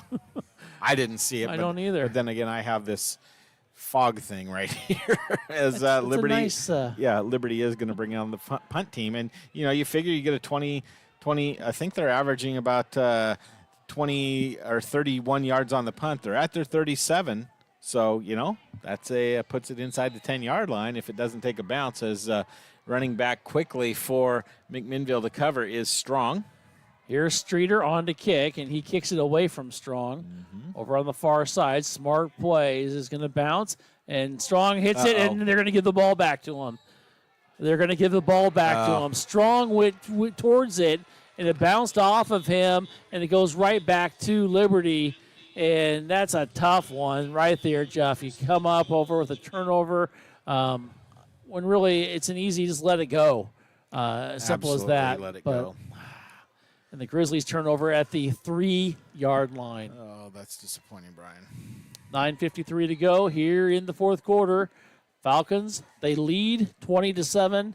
Now have the ball at the 3-yard line as they come on here. And here is the run on the left side. Going to try to stretch it out, and nothing doing. Good job there defensively. Gabe Blanco with the tackle. Nice job by Blanco to string that out. You just hope it's not delaying the inevitable, Brian, as time continues to click away here. Yeah, we talked about not giving up any more points. Yeah. And come up with some big stops here. Here we go. 2nd down and goal now. Run to the left side, touchdown. Too easy that time. And just like that, they've added to their lead, Jeff, and makes it 26-7. Yep, Steinbach with the carry for the 2-yard run there. And that just might have put the game out of reach, Brian. And, boy, I'm sure Strong is not pleased with himself there. No, not at all. Unfortunately, it does happen. Yep. And here we go as they are going to go for 2, trying to make up for the points they were missing on the missed extra point. Going to roll to the right side. Linkmeyer throws it, has a receiver, and it is caught by Streeter on the right side of the end zone, and they put the 2 points on the board and to make it 28-7. That's a tough one right there. Yeah, that is. That's a killer. Had McMinnville had the ball, it would have been deep in their own territory, but you got to know your time and place where you are on the field, and once that ball hits inside the 10-yard line, you got to get away from it, and tough lesson to learn for Strong right there. But he'll bounce back from it, I'm sure. 9:19 left to go in the ball game. Liberty, they extend their lead, 28-7 over McMinnville. Don't go away. We'll be right back. What is Big Box Returns? Big Box is rugs. Big Box is refrigerators. Big Box is pillows. Big Box is air filters. Big Box is luggage. Big Box is sporting goods and American Girl movie night. Big Box is flooring. Big Box is bedding. So that means Big Box is lighting. Big Box Returns. Open Saturday and Sunday, 9 to 5.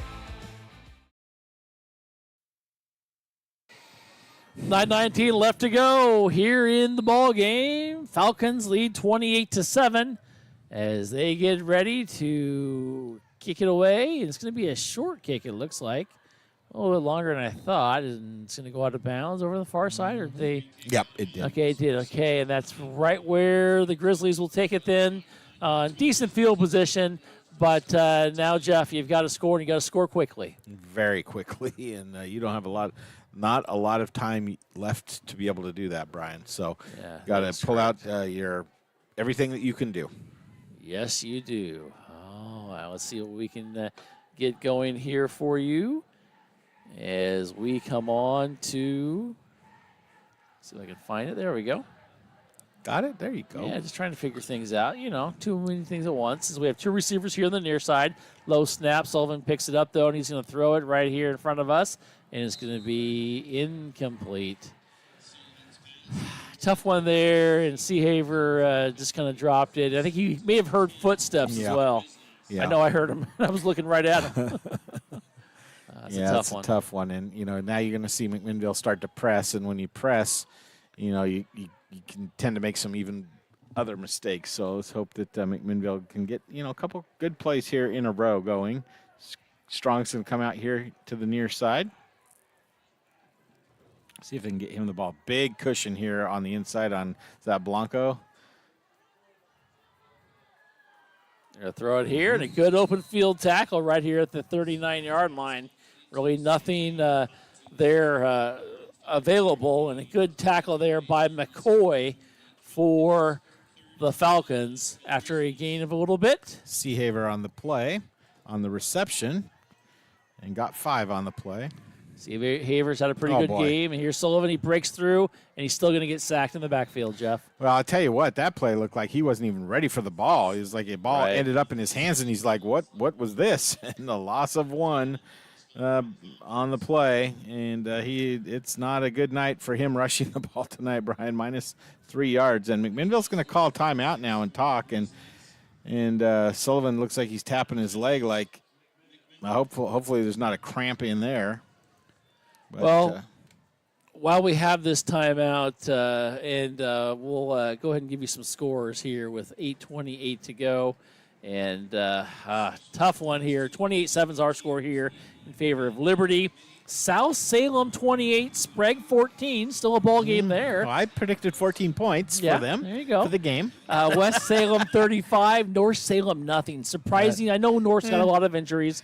But a little surprising here. McKay 14, Corvallis 7, Silverton 21, West Albany 14, and Dallas. I had a score from Dallas Central. Okay. Let me pull that up here. You were just hiding that one. Oh, well, I just got it. I got it. Okay. Don't want you to hide 37-6.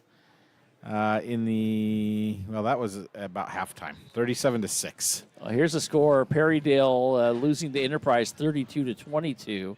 And so I'm trying to find don't have one. Trying to find a Dayton score for you. Go ahead. West Salem 42-0 now? Yeah. Didn't you just say 35-0? Yeah. Crazy. Okay, here's the ball game. All right. Unfortunately. 4th down. Dropping back. Sullivan's going to run it. He's going to go forward. Nope. He's going to be taken down. In fact, he's going to get a couple yards, but here's a flag, and Jeff's throwing me to the ground with a horse collar as well. And that might be what they're going to call. If Jeff's right, it'll be a 1st down. I think that might be the old horse collar came a call in there for McMinnville.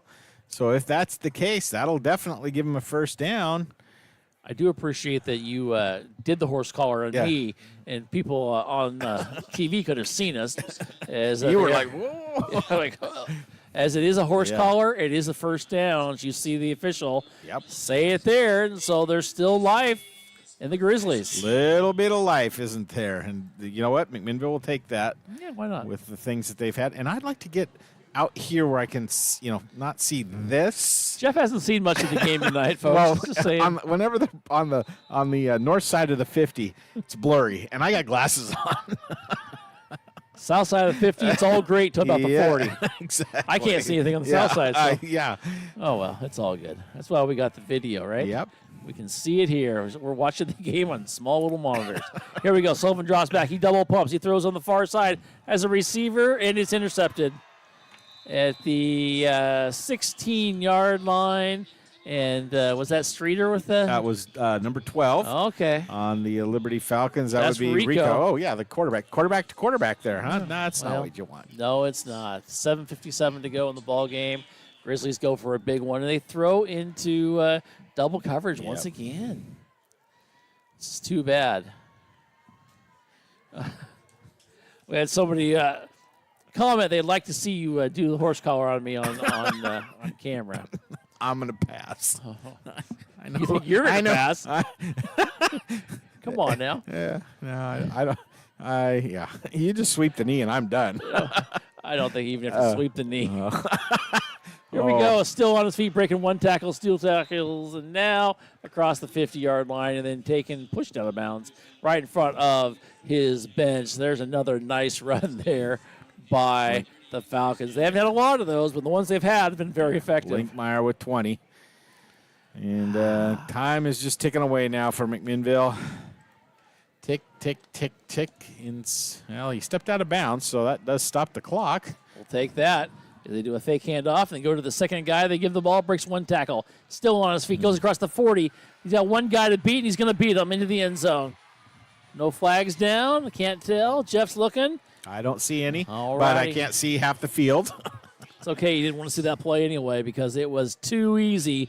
Another score there by the Falcons. 51 yards by James Abagoya on the run, Brian, and that is going to seal it. No doubt about it. That's not what we wanted right there.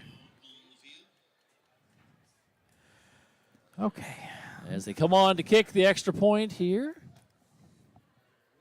As we have an injured Grizzly on the far side. It is You've said 34. that way too many times I've said it way tonight. too many. Exactly. Way too many times tonight. To be honest with you, it's been all year. I mean, I'm not complaining, but it's just way too many times, and McMinnville can't afford these injuries, and it makes it tough.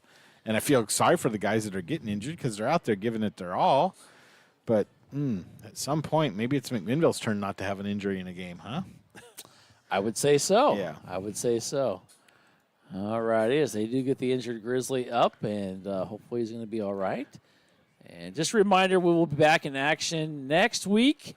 We'll be on the road, Jeff, so we'll be preparing all week for that as we'll be on the road taking on Century. From beautiful Hillsborough Stadium. Hillsborough Stadium, yeah. It's a great place. Come on out. Join us. If you can't, watch us on TV. That's right. Yeah, MiddleToday.com. YouTube or Facebook or wherever you can get We're us. all over. We are. Just all over. And hopefully having a special announcement sometime soon. I've been waiting all year, and it's not about dilly bars. No, it's another one. Let's see. Not about dilly bars. Trying to see, Jeff. Is that Pastrano again? Yeah. He's been struggling with the cramps, and I think he's still struggling with the cramps. Yeah, he is. Poor guy. I mean, give him credit. He's out there doing everything he can to help his McMinnville Grizzlies. Yes, he is. Boy. There's only so much you can do. Yeah. I mean, just the way he's walking with that left leg, you're like, that hurts. That that hurts. Out. Here is the extra point. The kick is up, and the kick is good. We'll keep it right here. And I've got insider word. Okay. Next week. Yes. Next week. Yes. See, it's right there. Next. Oh. Yeah. We okay. All right. Dilly bars next week. Okay. You wouldn't believe how many people have asked me about that. We need one. We need a kickoff return, or does it count for a punt return, or is it just kickoff? At this point, would he do a punt return? I'd ask him. I'll definitely ask him. Okay. I'm in there tomorrow. Yeah. I'll say, hey. It's maybe the last game of the year. We'll see. I mean, it's all going to play out.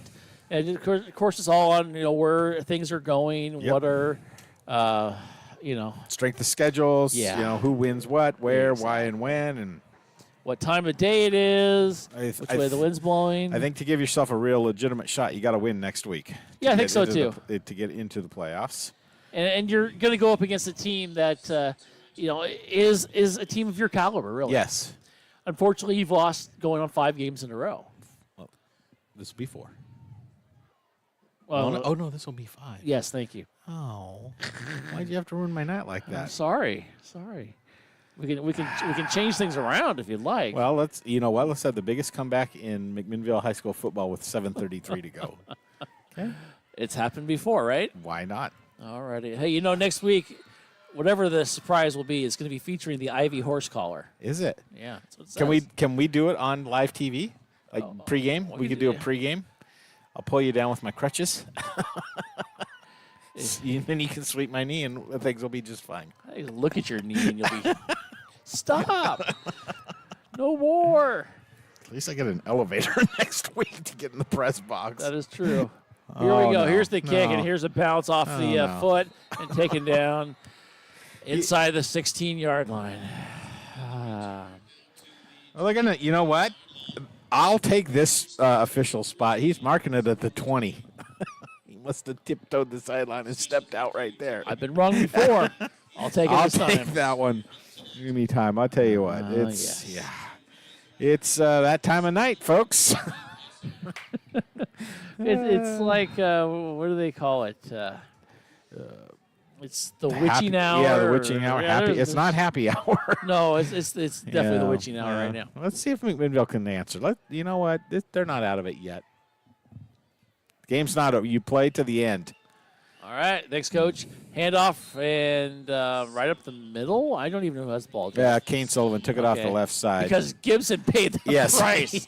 He's got Woolley sitting and laying on him, and I think Gibson's like, I don't have the ball. So Kane made the right choice then if the defensive end was crashing down. However, Kane lost a yard. Gibson would have been about 3 yards further. Here we go. This time it's going to be Kane again. He's going to roll around the right side. He's going to jump over a guy, still on his feet, and he's going to come right in front of his team and then pushed out of bounds. Kane Sullivan with one of his bigger runs of the night. Well, it is. It's 20 yards, Brian. We'll take it. He's now positive yards, right? He is. And he's over 1 yard a carry. 1.1 yards per carry on 18 carries, 20 yards. Wow. I think this shows really what this Liberty team was focused on tonight.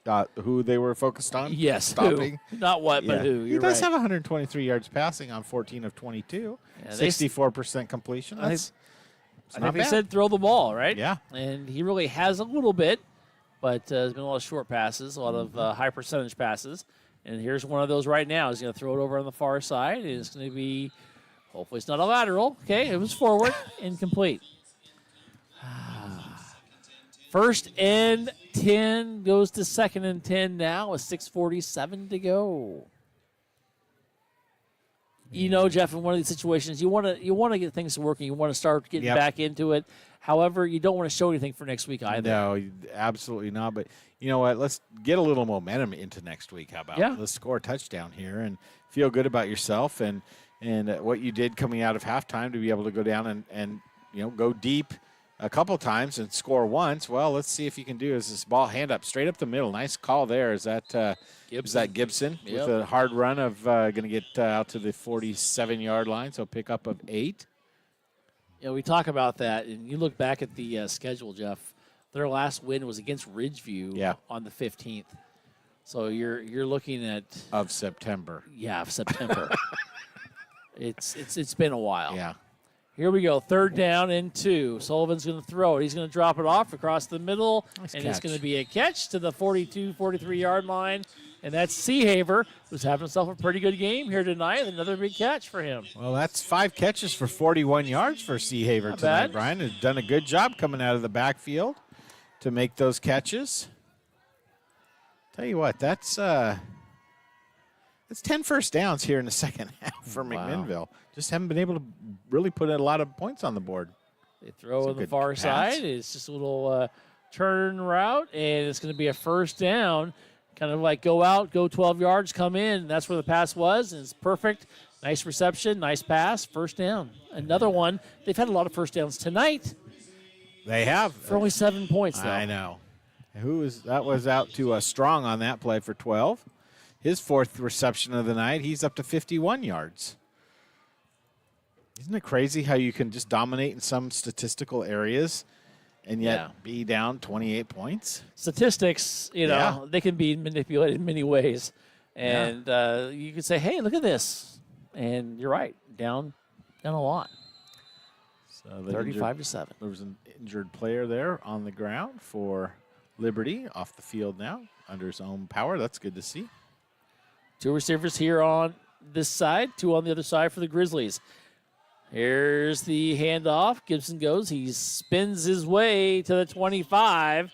He's going to get a little bit there. He's going to bring up 2nd downs. He gets to the 25. Not a bad run there for McMinnville. 5 yards with 5:23 and counting to go.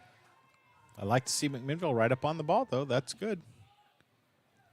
Get this play running. Try to get some points here as they throw to the far side, and it is caught. It's going to be a first down at the 20-yard line. Jeff, you thought that was maybe going to be picked. I thought that was going to be a massive hit, too, after Seahaver caught the ball. But I think the defensive back number, I'll give number 12 some credit on that one.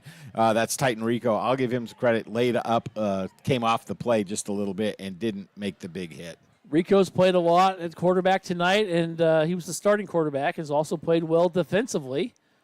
And they've had 2 quarterbacks come in and out, and I've gotten word they have 2 quarterbacks that they usually use. They throw here on the right side. Sullivan's pass is caught at about the 12-yard line. Or is that Blanco? That was Blanco, yeah. I can't see through the Oh, now you're dew. having my problem. Yeah, the dew, the mist. I have to look at the screen now. Yeah. And that's about where I'm at. Under 4.5 here to go in the game now. It's a nice little drive here for McMinnville. But again, Liberty has been able to get stiff inside the 20-yard line several times tonight. So let's see if they can punch it in again for McMinnville here. Sullivan, he's going to roll to the right, going to pitch it, and he gets it, and it's going to be a nice run, but not before being thrown down at about the 5-6 line. Nice little pickup there. Another first down for McMinnville. Almost running out of first down digits. That's kind of crazy. 13th first down of this half. Wow. This is absolutely crazy to me. Here we go. Sullivan, shotgun formation. He's going to drop it, hand it off, going around the right side and into the end zone. Touchdown, Grizzlies. Hey, that's a good run there for Seahaver, Brian. Get him up on the board tonight as that was a nice little 5-yard run here to the near side. And you know what? Reward him. He's had a really good night tonight. Yeah. He came in and made some nice plays, catching and running the ball. Seahaver with the nice run and 5-yard scamper to make it 35-13.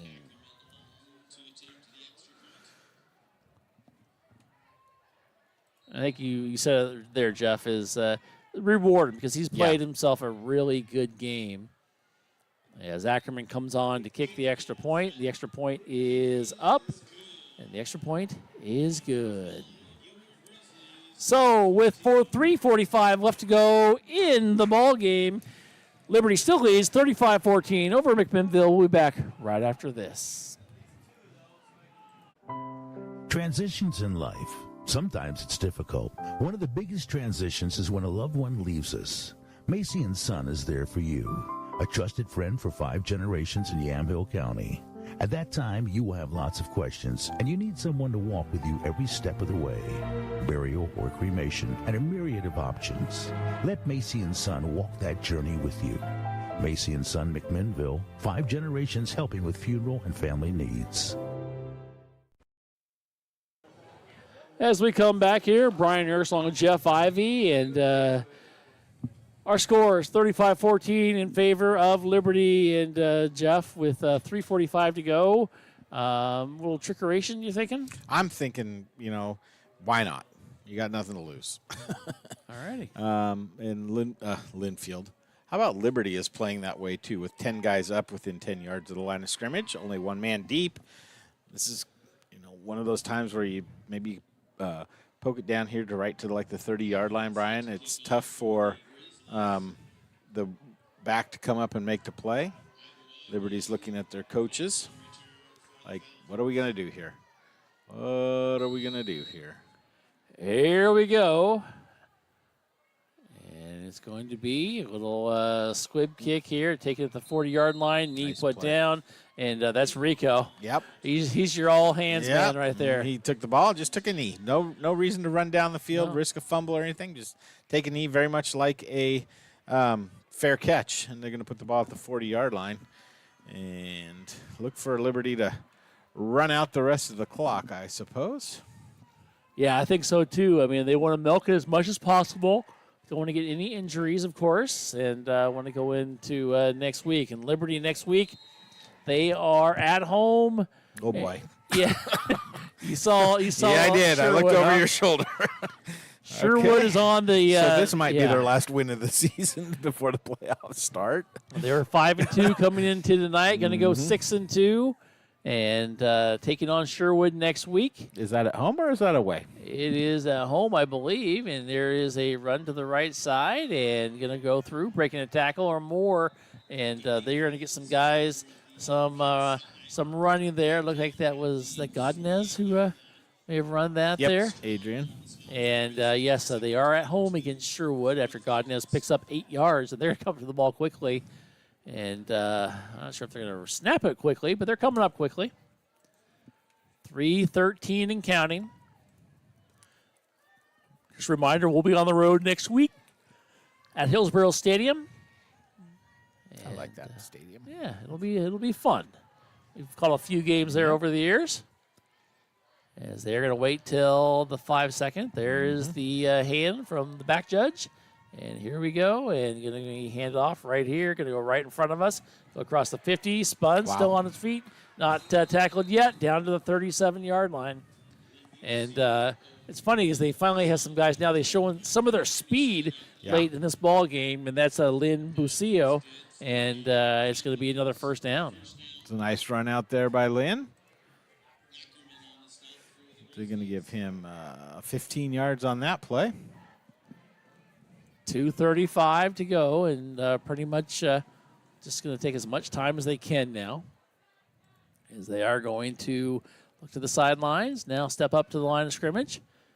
And Rico is back in there at quarterback, and he's going to wait till the very end. He gets that 5 second call, and he's going to hand it off to the first back, who's going to run forward and break tackles. And they're getting some guys in there, Jeff, who haven't played a lot, but they're giving them the ball and feeling confident with them. That's Ryan Robinson, they're the senior. Just a quick handoff up the middle and give him 5 yards on that play. And, I wouldn't expect McMinnville to call any timeouts here. No. Just want to get out of Dodge now with no more injuries, nobody. That's the key. That is the key. As they wait till the last second, as the judge. Bueller. There he goes. Throws it up. Here we go. Handoff from the right side, and he's going to roll around to the right and breaks through. He's going to get a first down. He is going to get the good spot to the 26-yard line. And student body right, student body left now, nothing, and that time was Godinez once again. Nothing special. And now probably going to look for them just to take some knees here, Brian. Get in that victory formation, as McMinnville's not obviously going to use their last 2 timeouts to stop it. And we should have our final score of 35-14. You're going to wait. And you're right. And that's the way to do it. It was a interesting game because really Liberty, I think they expect to come in here and maybe not have the battle they had tonight. Yeah. And I expected McMinnville to do a little bit better than this on the offense, especially after seeing them get down inside the 25-30-yard line several times. This is going to be a 5-yard loss there on the play for Linkmeyer. But we're under 40 seconds here to go now. And we will be done here shortly. And one more snap, I think. Yeah, they're going to wait to that, get to under 30 seconds here. Oh, that was quick. They are going to snap it quickly, and then that's going to be the ball game right there. So final score is going to be 35-14, as Jeff said. And, Jeff, if you look at it, the Grizzlies did some things tonight better than they've done probably in the last month and a half, to be honest with you. Yeah. However, they are going to come up with a victory. Haven't had one since September 15th. And you've got probably their biggest game of the season next week now on the road at Hillsborough Stadium. Going to determine what, if you have a second season, right? Basically. And saw some good things, Brian, but Liberty, give credit to them. Their defense stiffening up anytime McMinnville got down near the red zone and kept McMinnville at bay for most of the night tonight. But it is one of those things where McMinnville has some things that they can take away from this, but also some things that they're going to need to work on to try and get the victory next week in a game on the road, and hopefully not the last game of the season. That is correct. Final score here tonight is Liberty 35, McMinnville 14, and we've got the stats man, Jeff Ivey, with stats coming up right after this. At Willamette Valley Orthopedics and Sports Medicine, their orthopedic surgeons specialize in diagnosing, preventing, and treating disorders and injuries that affect muscles, tendons, nerves, ligaments, bones, joints, and other connective tissues. Willamette Valley Orthopedics and Sports Medicine strive to give you the highest quality of care with the most up-to-date orthopedic surgical techniques and non-operative treatments to help you get back into doing the things you enjoy. Their goal is to help you live your life to the fullest. Give them a call at 503-435-4520. Willamette Valley Orthopedics and Sports Medicine. Caring creates healthier lives and healthier communities. And when you need health care, we're here for you, providing medical expertise with a human touch, right here at home, whenever you may need us. From welcoming newborns into the world to life-changing surgeries, routine health screenings to life-saving emergency care, we're here to provide compassionate, high-quality health care to you and your loved ones. From the routine to the unforeseen, we're here for you. Scott here from Big Box Returns, saying every Saturday and Sunday, 9 to 5. Come on down.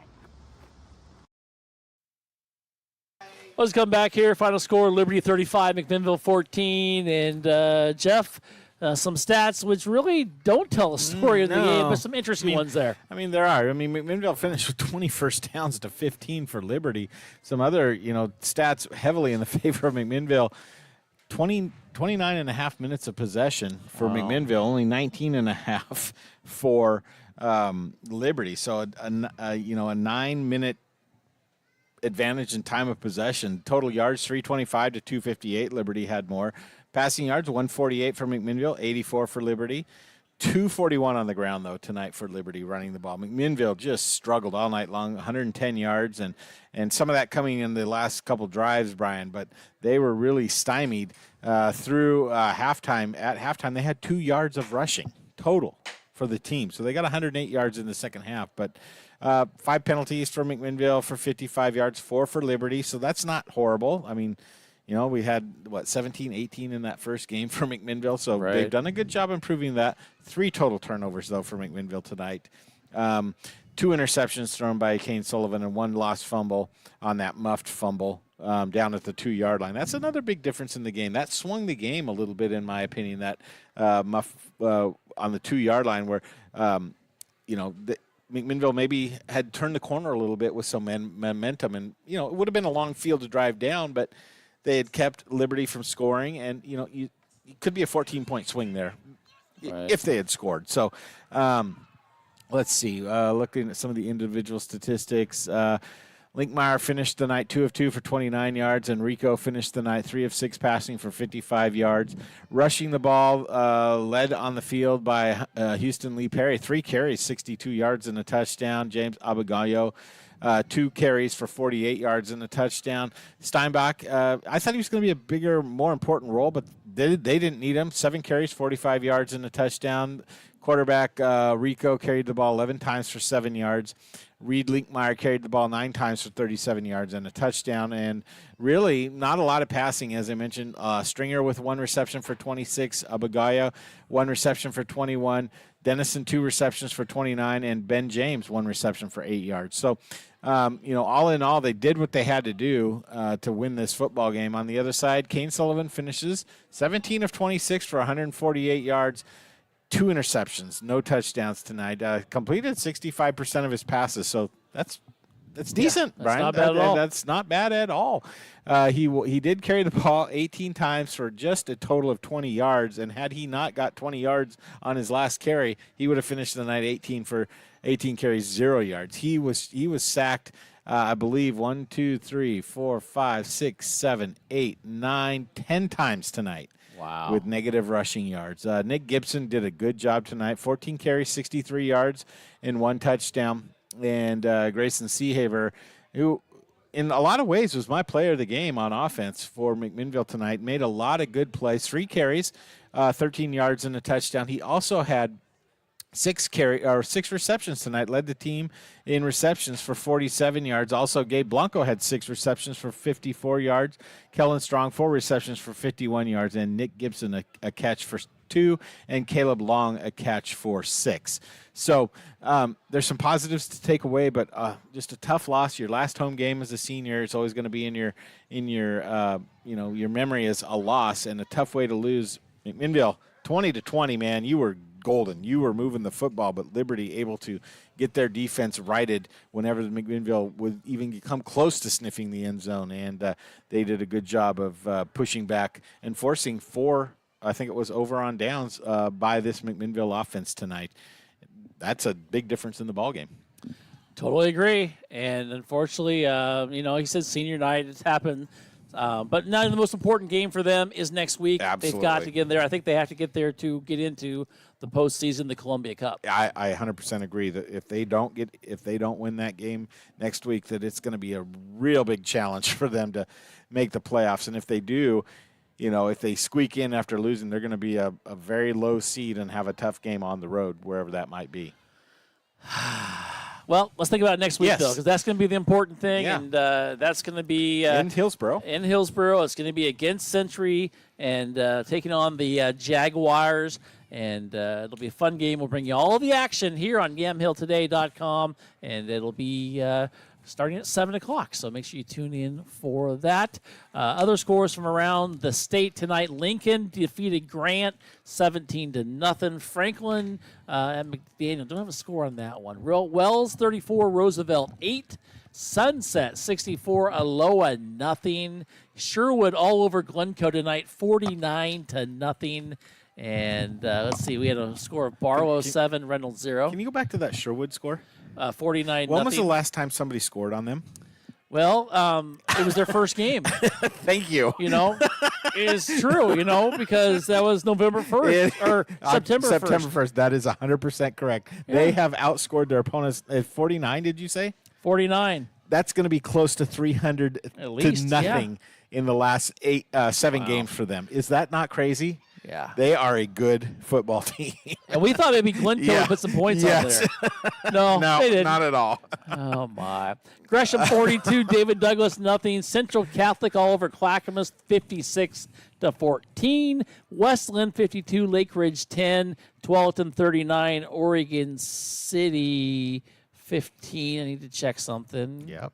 Check away. Okay, there we go. I just wanted to make sure. South Medford all over Roseburg 35-0.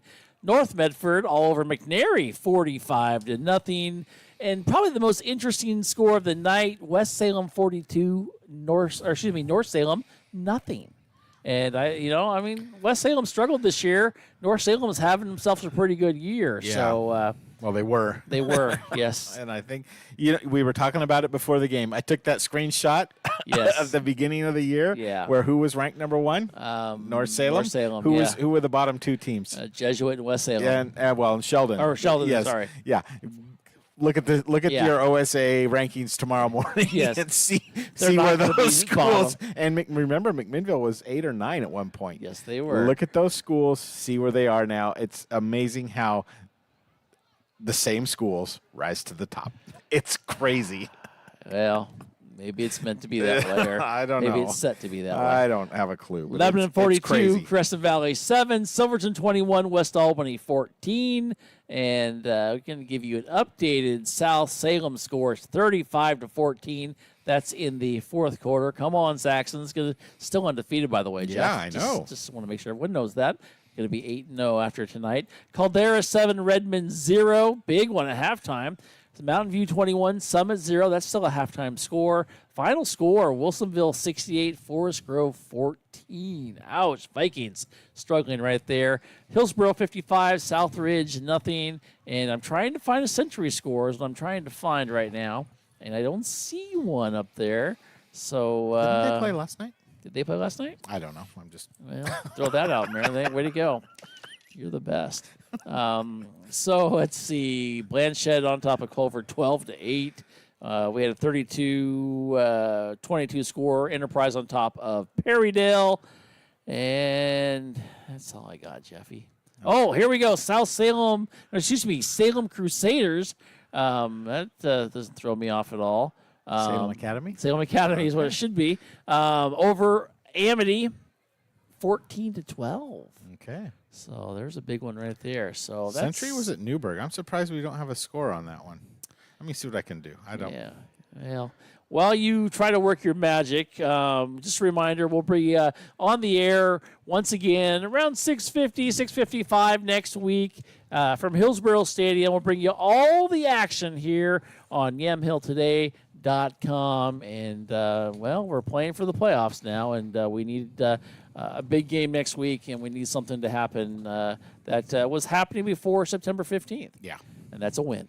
That is true. And that's a long time, Brian, and that makes the season long. You got the practices, that start stretching out into those evenings of late fall. Fortunately, the weather's been nice, so you haven't been having to be outside in all the rain all the time. But, it's one of those situations where, man, a win would sure taste good to end the season, wouldn't it? It would. So they really need to see what they can do next week. And Ty Tomlin. There you go. Got to get his team ready to rumble this week. And, injuries, it seems like McMinnville's had more than their fair share this year. So maybe we can get some guys back and just have a good game next week. Something fun to write home about. You see anything on the old Newburgh? No. Yeah, I got some feelers out, but I got nothing. So probably not going to get a score before we head out tonight. All right. Well, it's time to head out. Time to go home. Long week. Yeah, what is this 9:30 thing? I know, we're not used to it. We've been home by now. Close to it anyway. Yeah. All righty. Final score here, 35-14. Liberty over McMinnville. And, Jeff, we'll see you next week. Yes.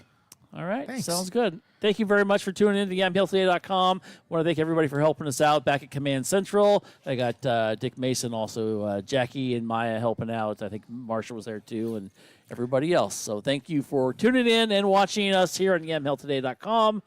Final score 35-14. Next week, we're going to be live from Hillsborough Stadium as the Grizzlies. They will be taking on the Jaguars, and we'll bring you all the action here on YamhillToday.com. For Jeff Ivey, I'm Brian Erickson. Good night, everybody. It's time for high school football here on YamhillToday.com. Sullivan's going to hand off to Raff. Right up the middle. Breaks one tackle. Two tackles. Then he go into the end zone. Touchdown, Grizzlies. Dropping back at Sullivan. He double pumps. He goes to the far side. Has a man wide open. And it's caught. And it's going to be touchdown, Grizzlies.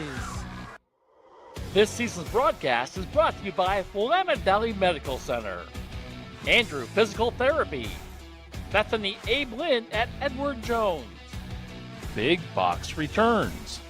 Les Schwab Tires of McMinnville, Macy & Sons Funeral Directors, and Willamette Valley Orthopedic and Sports Medicine. They're going to throw it. Sullivan throws across the middle. It is caught and walking into the end zone. Touchdown, Grizzlies is Gabe Blanco.